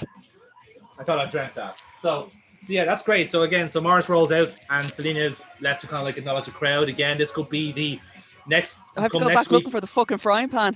Where did I throw the frying pan? So again, and bear in mind, like the next time she's in this future wrestling arena, she could be the future world champion. There's curious excitement here in the crowd of what could happen. And so Celina walks up the ramp, and just beyond the curtain, who walks out but Rob Midas. Rob Midas walks out and gives you a polite round of applause right in your grill, and that's it. Then it's just like there's a little kind of stare in between, but nothing much else to it. Just a little kind of stance, let's say. Smirk. This thing is, I would just smirk, eye roll, walk to the back. And Midas kind of just the camera waits on him, and he just kind of like gives a little smirk himself. So again, we're not quite sure who he's choosing, if anybody, at Collision Course. So it's interesting to see how it goes. But yeah, good stuff, lads. Enjoyed that match. Well done. So Aaron, thank you for your company tonight. I hope the cats are okay. They're fine at the moment. But that thing where they just start whipping their tails. Yeah. Send me updates in the group. Send me an update in the group chat if shit gets serious, will you? Amy loves no, cats.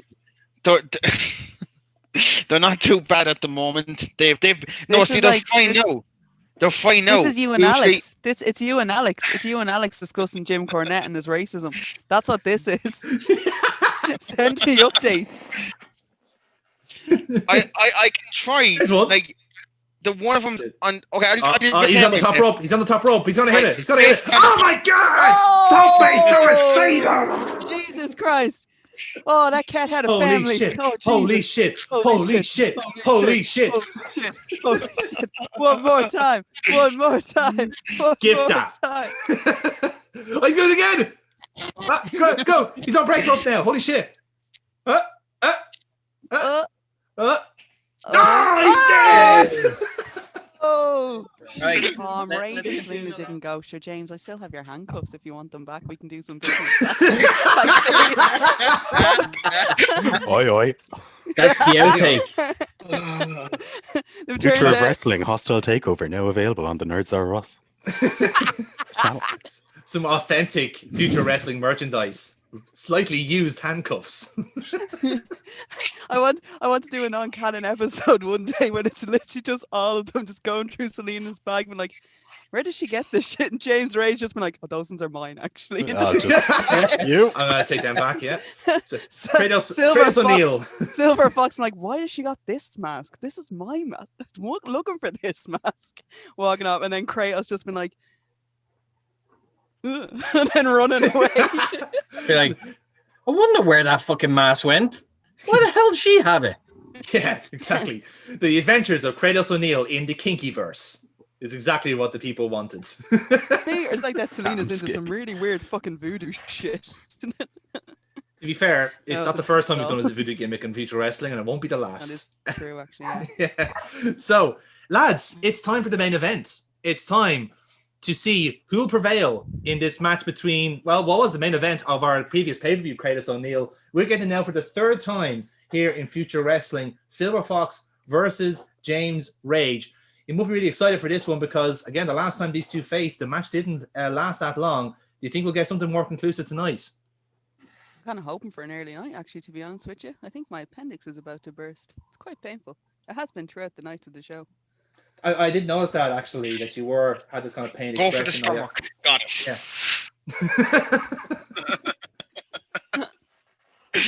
Work a limb, man. Work a limb. So, indeed, let's get into the ring announcer. Ladies and gentlemen, this next contest is scheduled for one fall. One fall. Introducing to the ring first.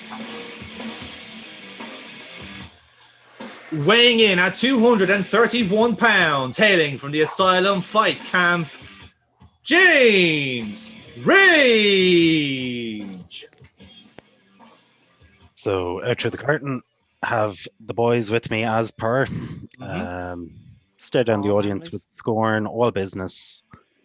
Out into the ring, and I do leave the Asylum at ringside. Interesting. So the Asylum are still floating around here as they have been the last couple of weeks. Kratos, this man has ruled the roost here in Future Wrestling, and you have to say he probably feels pretty confident going into this main event.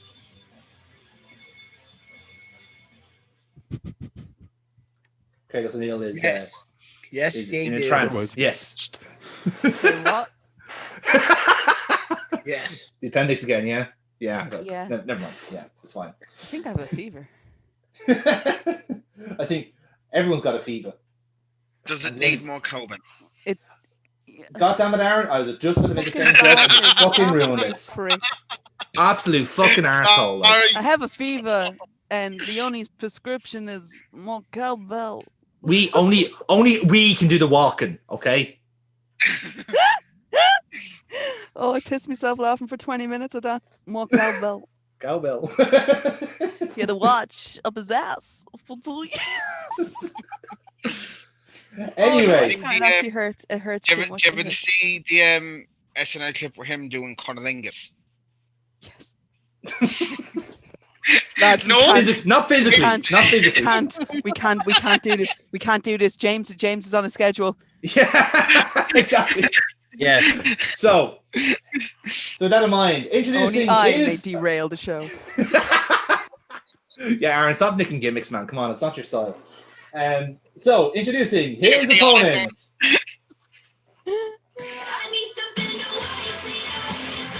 Weighing in at 191 pounds from Clondalk in Dublin, he is the reigning Future Wrestling World Champion, Silver Fox. So yeah, walk out onto the stage, do a quick pose, but like I'm walking with a bit more purpose this time. It's like going straight down to the ring. Yeah. I'm just ready to go. Laser focused is our world champion tonight, not wasting any time here. And Kratos O'Neill, I'll have one question to ask you. Rob Midas is not here tonight, but you can rest a bottom dollar that he is watching this intently. Do you think that he will be watching for Silver Fox, or will he be watching for James Rage? What do you think is in his sights? Fox. You think so? He's the one that has the title around his belt. Were you not listening to Rob? All he seems to care about is gold. Gold. Always believe in your soul. Oh, He's just gunning for gold. Yes. Well, this will be nothing less than a ballet in this contest. This could get ugly very, very quickly. Let's see how this plays out as these two get back in the ring for our final match before Collision Course. And with that in mind, lads, so give us your opening roll. Let's see who takes advantage as the bell rings. Let's get into it. Is that a 12? It is a 12. Wow. Okay, so Foxy's hot out of the gates here. Talk us through, man. What's happening? Bit more of a serious Fox for this one. So like, I faced him twice already. I'm not falling for the same initial tricks, so I'm just going straight in. I'm gonna slide behind and then hook him for a Dragon Sleeper straight away. Ooh, Dragon Sleeper. Okay, right. So Dragon Sleeper's in. Let's give us a work roll to see how snug it is for yourself, Foxy. And that's pretty good. That's a 10. So nice snug dragon sleeper straight away. So James Rage up to you to power out. And he does. Nice. He breaks out of it. Very good. Yes. So they head of steam from Silver Fox here, but James Rage, perhaps very proficient at submissions, of course, are able to get out of this fairly quickly. So what does James Rage want to do now? So separate. I'm taking it seriously because he is the world's champion. Mm-hmm. So tie up, headlock, side headlock takeover, and when I'm on top of him, I just kind of grind my arm into the face. All right. That'll be a work roll for you, Mr. Rage, please. That'll be a straight roll. And okay, so you're going to try you're going to go for the side headlock, and Foxy's going to reverse it. So Foxy, this is your chance to cut in here. Yeah, side headlock. So I'm going to slip behind him. I'm going to German from there. German, nice. Yeah, work roll, please, on that, Foxy. Yeah. And yeah, that will do nicely. So German connects, and you're back in control of the match. Yeah, German. I'm not letting him get too much distance, so I'm gonna go for a front face lock while he's still on the ground. Mm-hmm. But I'm gonna try and hit the knee to the head while he's down. Okay. Basically, trying to use his stuff against him. I like that. Learn using what you've learned from the fight pit. It seems. I'll treat it as a real roll, please. Straight roll. Right. Okay, that's an 8. So yeah, so you do hit him with the knee, all right. I'm sure that just more or less annoys him more than anything else, but you're still in control of the match. He's not getting beat. He's getting mad. Rage is building. Okay. I hit him with at least 2 knees. Then I'm gonna pick him up, and I'm gonna spin him around for a neck breaker. Ooh, neck breaker. Okay, so yes, give us a work roll on that, please, to see if it hits. Right now. Just barely. 7. Okay, so yeah, that it works out fine. The +1 helps you out there. So you do hit the neck breaker and still have James Rage under control for now. So hit the neck breaker while he's down. I'm gonna hit the rope. I'm gonna go for a big knee drop onto the head. Knee drop. Okay, Grant. I'm gonna treat that as a reel, please. Right on. Whew. Okay. 7. Okay, so probably not the snuggest contact in the world, but you do hit the knee drop at least. So you still keep control for the time being. So hit the knee drop. While he's still sound, I'm gonna. So he's gonna post himself up from sit up. Mm-hmm. When he does that, I'm hooking in for a dragon sleeper from there as well. All right. So we're going for dragon sleeper again. There'll be a work roll, please, on that one. Right on. And very good. So the commentators take this chance going, well, Kratos, it probably doesn't come as a surprise, but the Silver Fox has come in here with a fantastic game plan and seem to be trying to beat James Rage's own game here. And so far, you have to say it is indeed working. Yeah. Let's see, though. Can he keep the momentum up, though? So, James, give us a roll. Let's see if you can break out. Uh-oh. Ooh, okay. You're still in the Dragon Sleeper, right, Foxy? Give us a second roll. You're still in control here.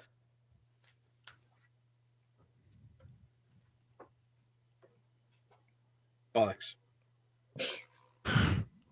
6. A 6, right. So, James, I'm sure you can beat a 6 there. So, give us a second roll to confirm. Yeah. And there you have it. Right. So now you're going to power out of the control of the. You have a comfortable advantage there, so you can power out of this and. Okay. So he has my neck back. I just throw the punch back. Mm-hmm. Right. To break it. There. I get up, still selling the head, stumbling backwards towards the rope. Mm-hmm. Beckoning him to come get me. Yeah. As he closes the distance, I grab him and drop him and guillotine him on the rope. Very good, very good. Yeah, I'll treat that as a real, please. And you did boost the stat last week, so it's a +1. Yes. And that's a guillotine, all right. That's a very guillotine. So so yeah, he's like up on the the ropes. Supercell. It's just bounce and spring off like Mr. Perfect. Exactly. Genso Amore, fucking mod villains. Eliminate himself, kind of like. Congrats. So yeah, continue on then. You're well in control here. Okay, so that's after buying me time. Mm-hmm.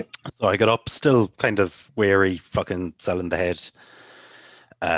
He's presumably up, so I charge in and kind of judo throw him over my hip, so that I once again end up on top of him and drive the arm across the bridge of his nose. Yeah, Right. because if you do that, like I'm gonna bounce, I'm gonna feed around.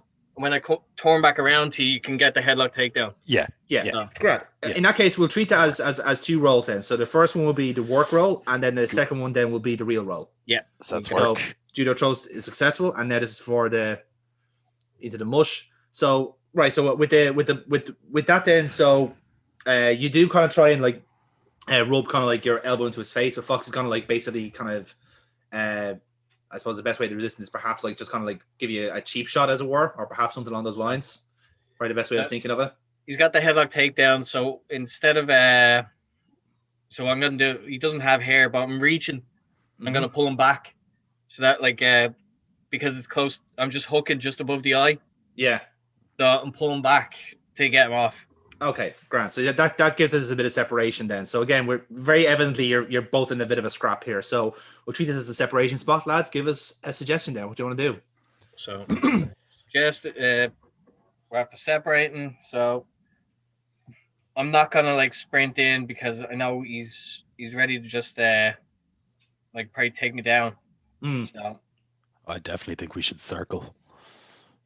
We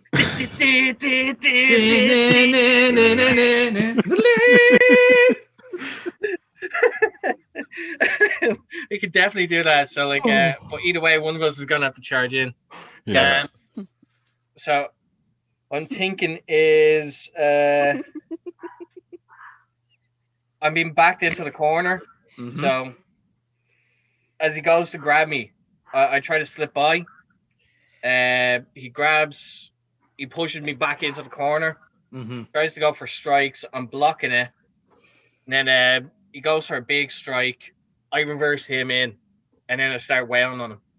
Right. So you're kind of trying like basically reverse his strikes with some of your own. So that's what you're looking for. What about yourself, James Rage? What would you like to do here? I really like that. So I say the exact same thing, but whoever wins out the roll is the person who ends up last in control, throwing the shots. I like that. Let's do that then. So basically, like there's a bit of separation. You just rush into the middle of the ring and then just start throwing fucking dukes around the place. So let's see how it goes, lads. Straight roll. Let's see who wins out. 7 and 9. Okay, so again, so the early advantage of James Rage, but then Foxy will have enough. He'll just have that kind of intensity, speed, as it were, and he gets the upper hand in a striking battle, which again, quite interesting on commentary how they're kind of picking up on that, going that bit of a violent streak from Silver Fox here, but again, up against James Rage, I suppose it's kind of necessary in this sense. So Foxy, you're back in control of the match. Yeah, so it's I'm after reversing and I'm giving him the Foley flurry like, to send him down. Yeah. So while he's down, I'm gonna feed around. I'm gonna charge in with diving cannonball. Cannonball, love it. Okay, that'll be a luck roll, Foxy, please. +1. Get in there! Critical cannonball. You love to see it. So we get an action replay of it. He jumped on the ropes, kind of like straight jump, and it's like one of those kind of halfway across the ring, fucking cannonball. Yeah. It's kind of one of those ones where almost like a Jeff Hardy-esque one where he just takes the last. Actually, no, fucking Paddy Mara's a fucker for this. Last second to duck his neck in. So it's like looks like he's gonna like fucking like point straight down, then a last minute curve, and just wins James Rage straight away, and it looks beautiful.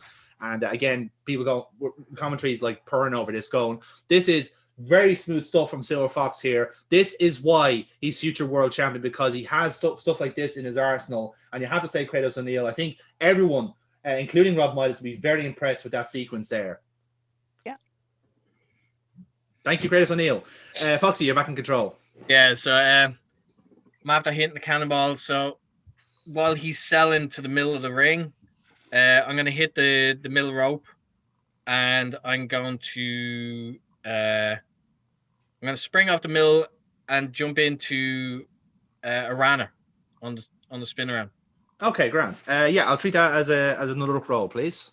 Right. It's a 10. It's a 10. So yeah, Grant. So the runner does work, and again, Foxy back in control of the match. Yeah. Rana's after bringing him down again. While he is down, he's on his knees. So I'm gonna hit the rope and hit the knee trembler to the side of the head. Oh, nice. Okay, I'm gonna treat that as a real roll. Let's see if that works. Just barely. Yeah, it does. So you kind of get a kind of glancing shot off it, but yeah, you still make it work either way. So you still have a bit of momentum at this point, and he's kind of feeding up at this point. So he's trying to get a footing in this, but you're still just about in control of the match. Yeah, so knee trembler, it's not as strong as I'd like to, but still knocks him a bit for a loop. Enough that I want to as he feeds up, his back is to me, so I'm gonna lift him like for a backdrop. But I launch him, and as he comes down, a neck breaker. Ooh, okay, right. So you're gonna try and lift him and go for neck breaker. I'm gonna treat that as a power roll -1. Right on. Because again, he does have a bit of an advantage over you on that one. So, oh, just about. So again, you get that just about. So it's a bit of a difficulty lifting him up, but you do eventually just lift him and get the neck breaker in. So again, the crowd are really enjoying this match. They're enjoying your work here. So you're still in control of the match. With that, like I'm I hit the neck breaker. I realize that I'm going straight for the pin, but I'm shoving my forearm into his face with the pin. Oh, I like that. That. Right, so James Rage, is your chance to kick out.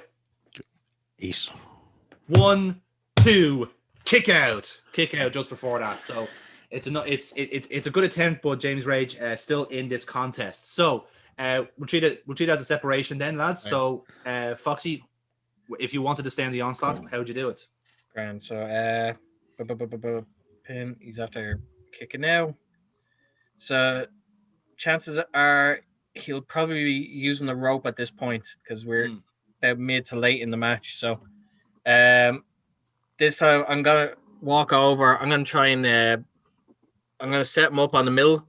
So I'm kind of choke him just for a second just to get him into position. Yeah. Then I'm gonna take off and then come back and drop kick the back. Gotcha. How about yourself, James?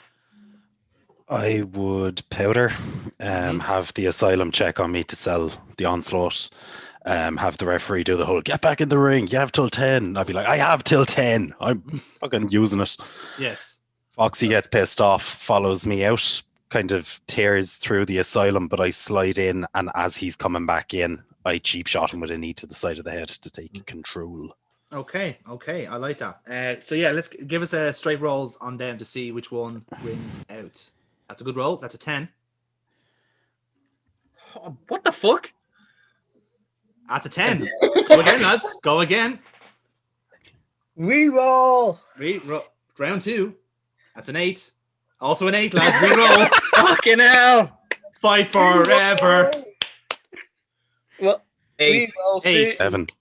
7. Okay, so Foxy just wins out on it. So yeah. So again, drop kick to the back of the head, and that works out then. So you're back in control, Foxy, again. So I hit the drop kick. That's when the asylum take him out.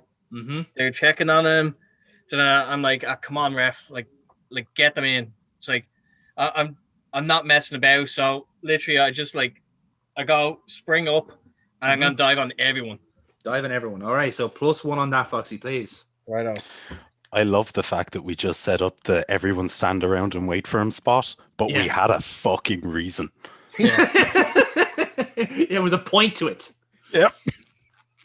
Lovely stuff. So yes, you take out the entire asylum camp, get the replays of it as well, and again, everyone's very impressed with it. So through the rubble, you had like the whole kind of the lieutenants and James Rage in the middle of it. The referee is out at this point. So Foxy, you're back in control at the moment. Yeah. So taking him out, boom, I grab him, I'm launching him in. So I'm gonna get onto the apron. I'm gonna go for I'm gonna spring and go for a Meteora when he gets up. And now if it's gonna fail, I wanted to be that like one of the asylum just clips my leg. Something like that, yeah. Yeah. Okay, so therefore, like James Rage can take control from that. Gotcha. Well, let's see how the roll goes then. So +1 on that. Shit.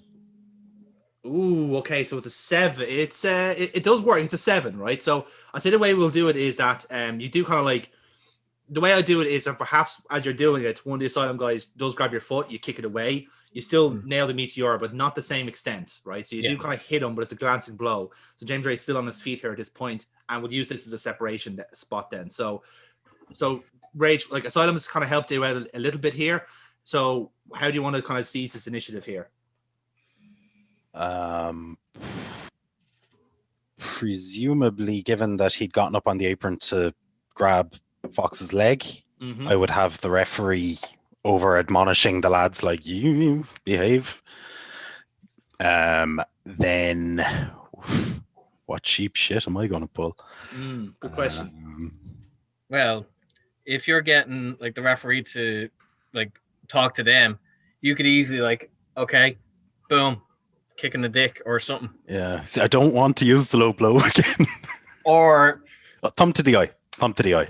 Yeah, like nice. It's simple, like thumb to the eye. Yeah. Right. Now that's a heel move, so I'll treat that as a +2 roll on your side. But Foxy, what would you like to do here? Hit the meteor. I'm after rolling, so that's caused the separation. So while he's feeding up, I'm gonna go for a classic move. I'm going for the Destino. Destino. All right then. All right. So yes, I will treat that as a straight roll on your side, Foxy. So +2 for James Rage here and 0 for Foxy. That's a solid. So that gains an audience as well. And definitely not the case for Foxy. So thumb to the eye, a critical thumb to the eye, no less. So completely diffuses your momentum. So Rage, you're and you've got all the time in the world now at this point because the Asylum are still working over the referee here in a sense. Perfect. So you've got another opportunity here to do the dirty on Foxy. Sweet. So the turnbuckle pad's coming off. All right. I grab him and run him face first into it, like with force, and then follow through, just driving him face first into the exposed turnbuckle. Right then, I will treat that as another heel move. So I'll spend your rest of your momentum on that. So +2 roll on that, please. And that works out just a treat. So yes, so that's exposed turnbuckle. You've hit him in the head, and again, the referee now starting to like come back to the match here and seeing that the tables have turned, and it takes him longer than you think to realize that the turnbuckle is exposed. So he's still looking at the match at the moment and trying to see what's been happening. So you're in control of the match here, Rage, at this point. So to distract his attention back away, I turn him, snap mirror him out into the ring, kind of get the ref to follow, and I lock in my own Dragon Sleeper. All right then. So that'll be a work roll for you, Mr. Rage, please. And that's in tight. So Foxy, let's see if you can break out.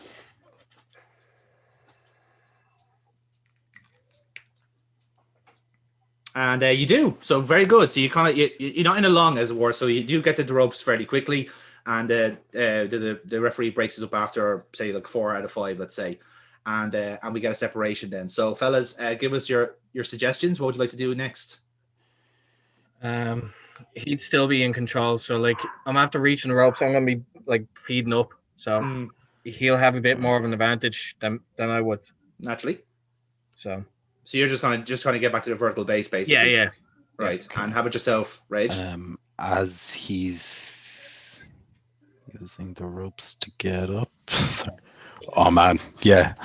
I'm gonna fucking okay. So as he's using the ropes to get up, I push him so that his head goes out the other side of the top rope, and then I pull him by the arm.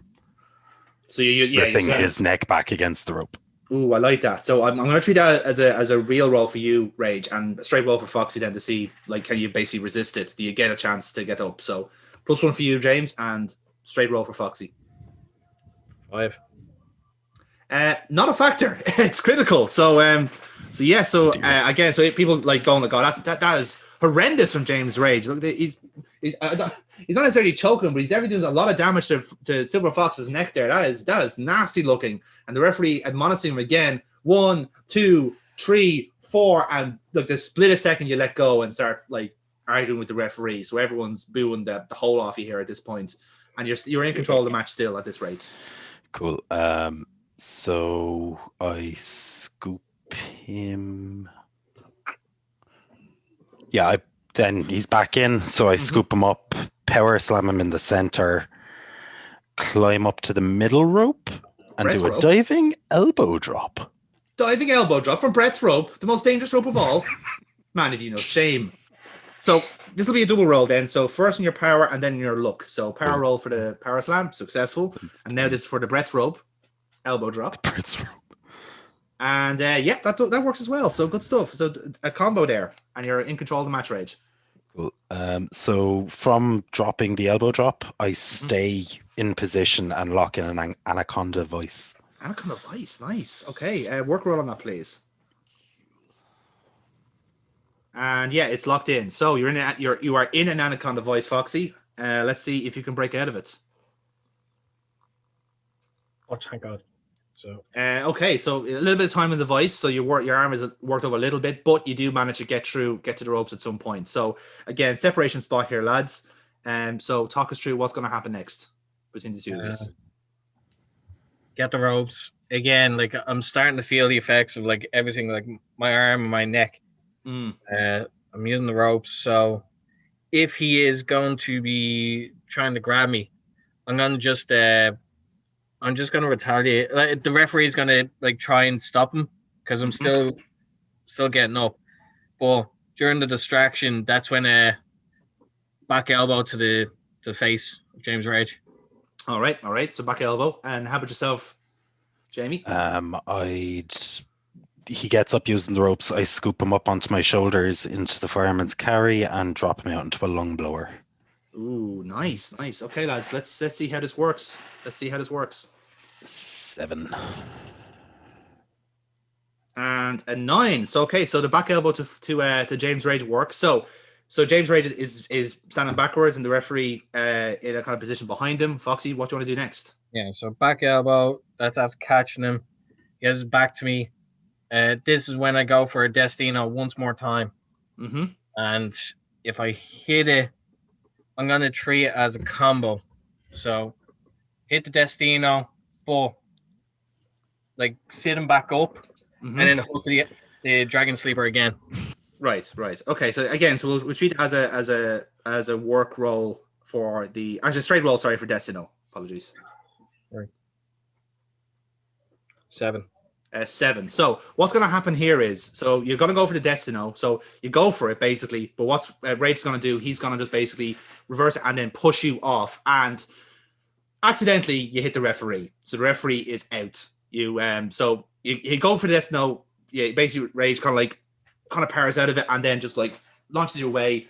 On the blind side, on James Rage's blind side was the referee, and the referee is sparked out here at this point. And James Rage is thinking, I like it. So if that was the case, like you could have just done, as I'm going for the Destino, like James just pushes my legs toward the ref. Yeah, I think that works out better. Yeah, so it's kind of like a side swipe. So yeah, either way, like actually no, I think this works better, because what will happen here then is you do hit the Destino, but you take out the referee inadvertently, because it was just the way you kind of like back footed into him, let's say, and he gets a kick to the face and he's sparked out. So you still hit the Destino, but then you realize, shit, the referee's out. No one's going to be able to count the Dragon Sleeper, and conveniently enough, the Asylum lieutenants start walking up to the apron, one on each side. So Foxy, you realize what kind of situation you're in here at this point. There's one on every fucking turnbuckle at this rate. And then, curiously enough, right? And it only seems to be noticed on the hard camera. So the crowd kind of like is there on hard camera, and it zooms in on you. But over your shoulder on the camera is Rob Midas. And he's in the crowd watching along. And he's just there looking at that. And in a weird way, you kind of feel like he's there. So you turn around and you meet eyes with him. He's there in the crowd watching. And the commentator's going like, well, I don't really believe in coincidence here, but it's very unusual to see Rob Midas appear just all of a sudden now while Silver Fox is in this curious predicament here. He's surrounded by Asylum lieutenants, and Rob Midas is here for the show, it seems. And this is very unusual. Silver Fox is in a lot of danger here. Let's see what happens.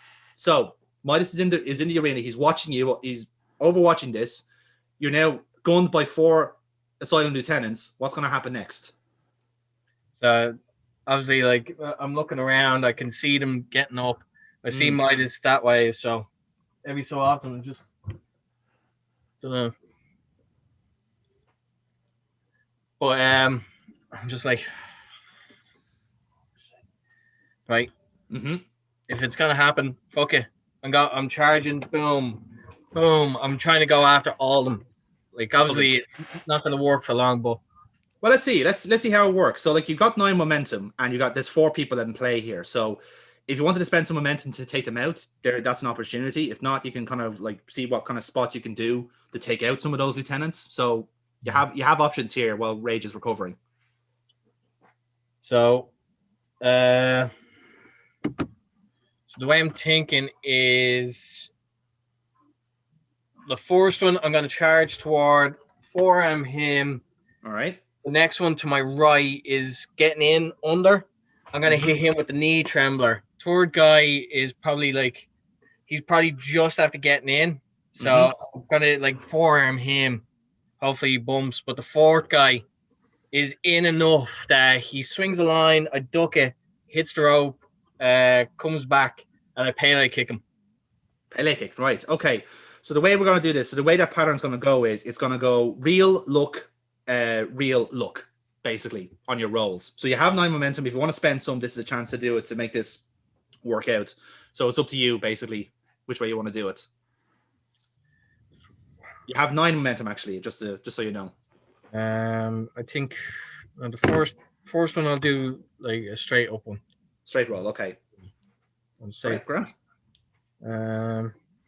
This is a real roll, straight roll on this, and successful. All right, so the first lieutenant is sparked out from the elbow. Now this is the second one you want to do the kneel trembler on. Yeah, because I'm basically going in a big circle around. Yeah.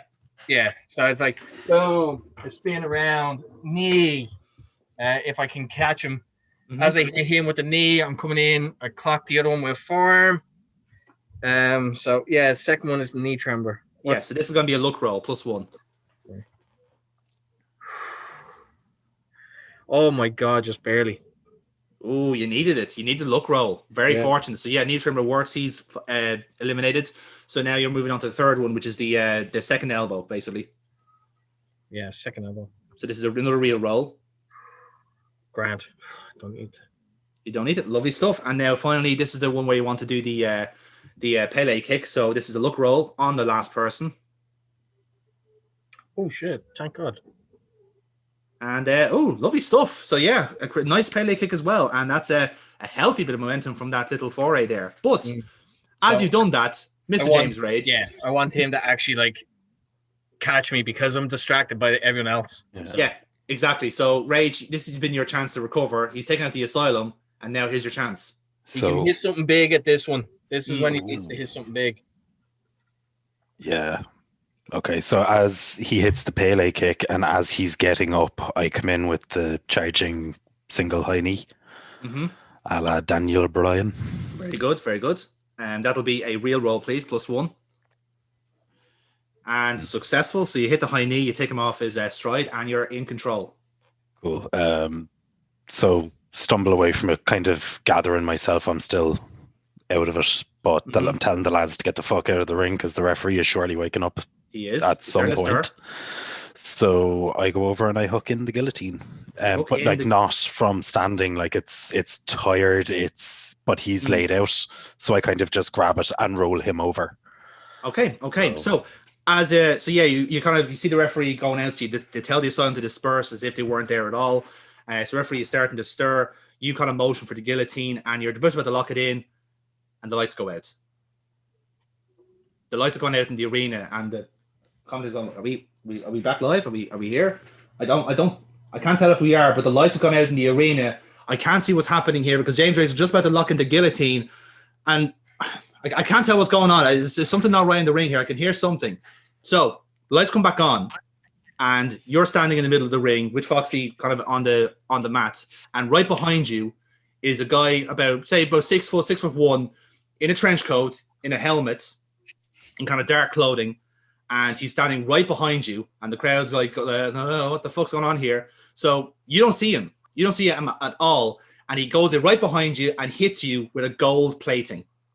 Yeah, okay. He hits you with a gold plating and sparks you out completely and leaves it at that. But as is going to be to happen, gold plating is hit. The referee calls for the disqualification. The asylum comes in then, and the four of them are there going right, let's get this guy.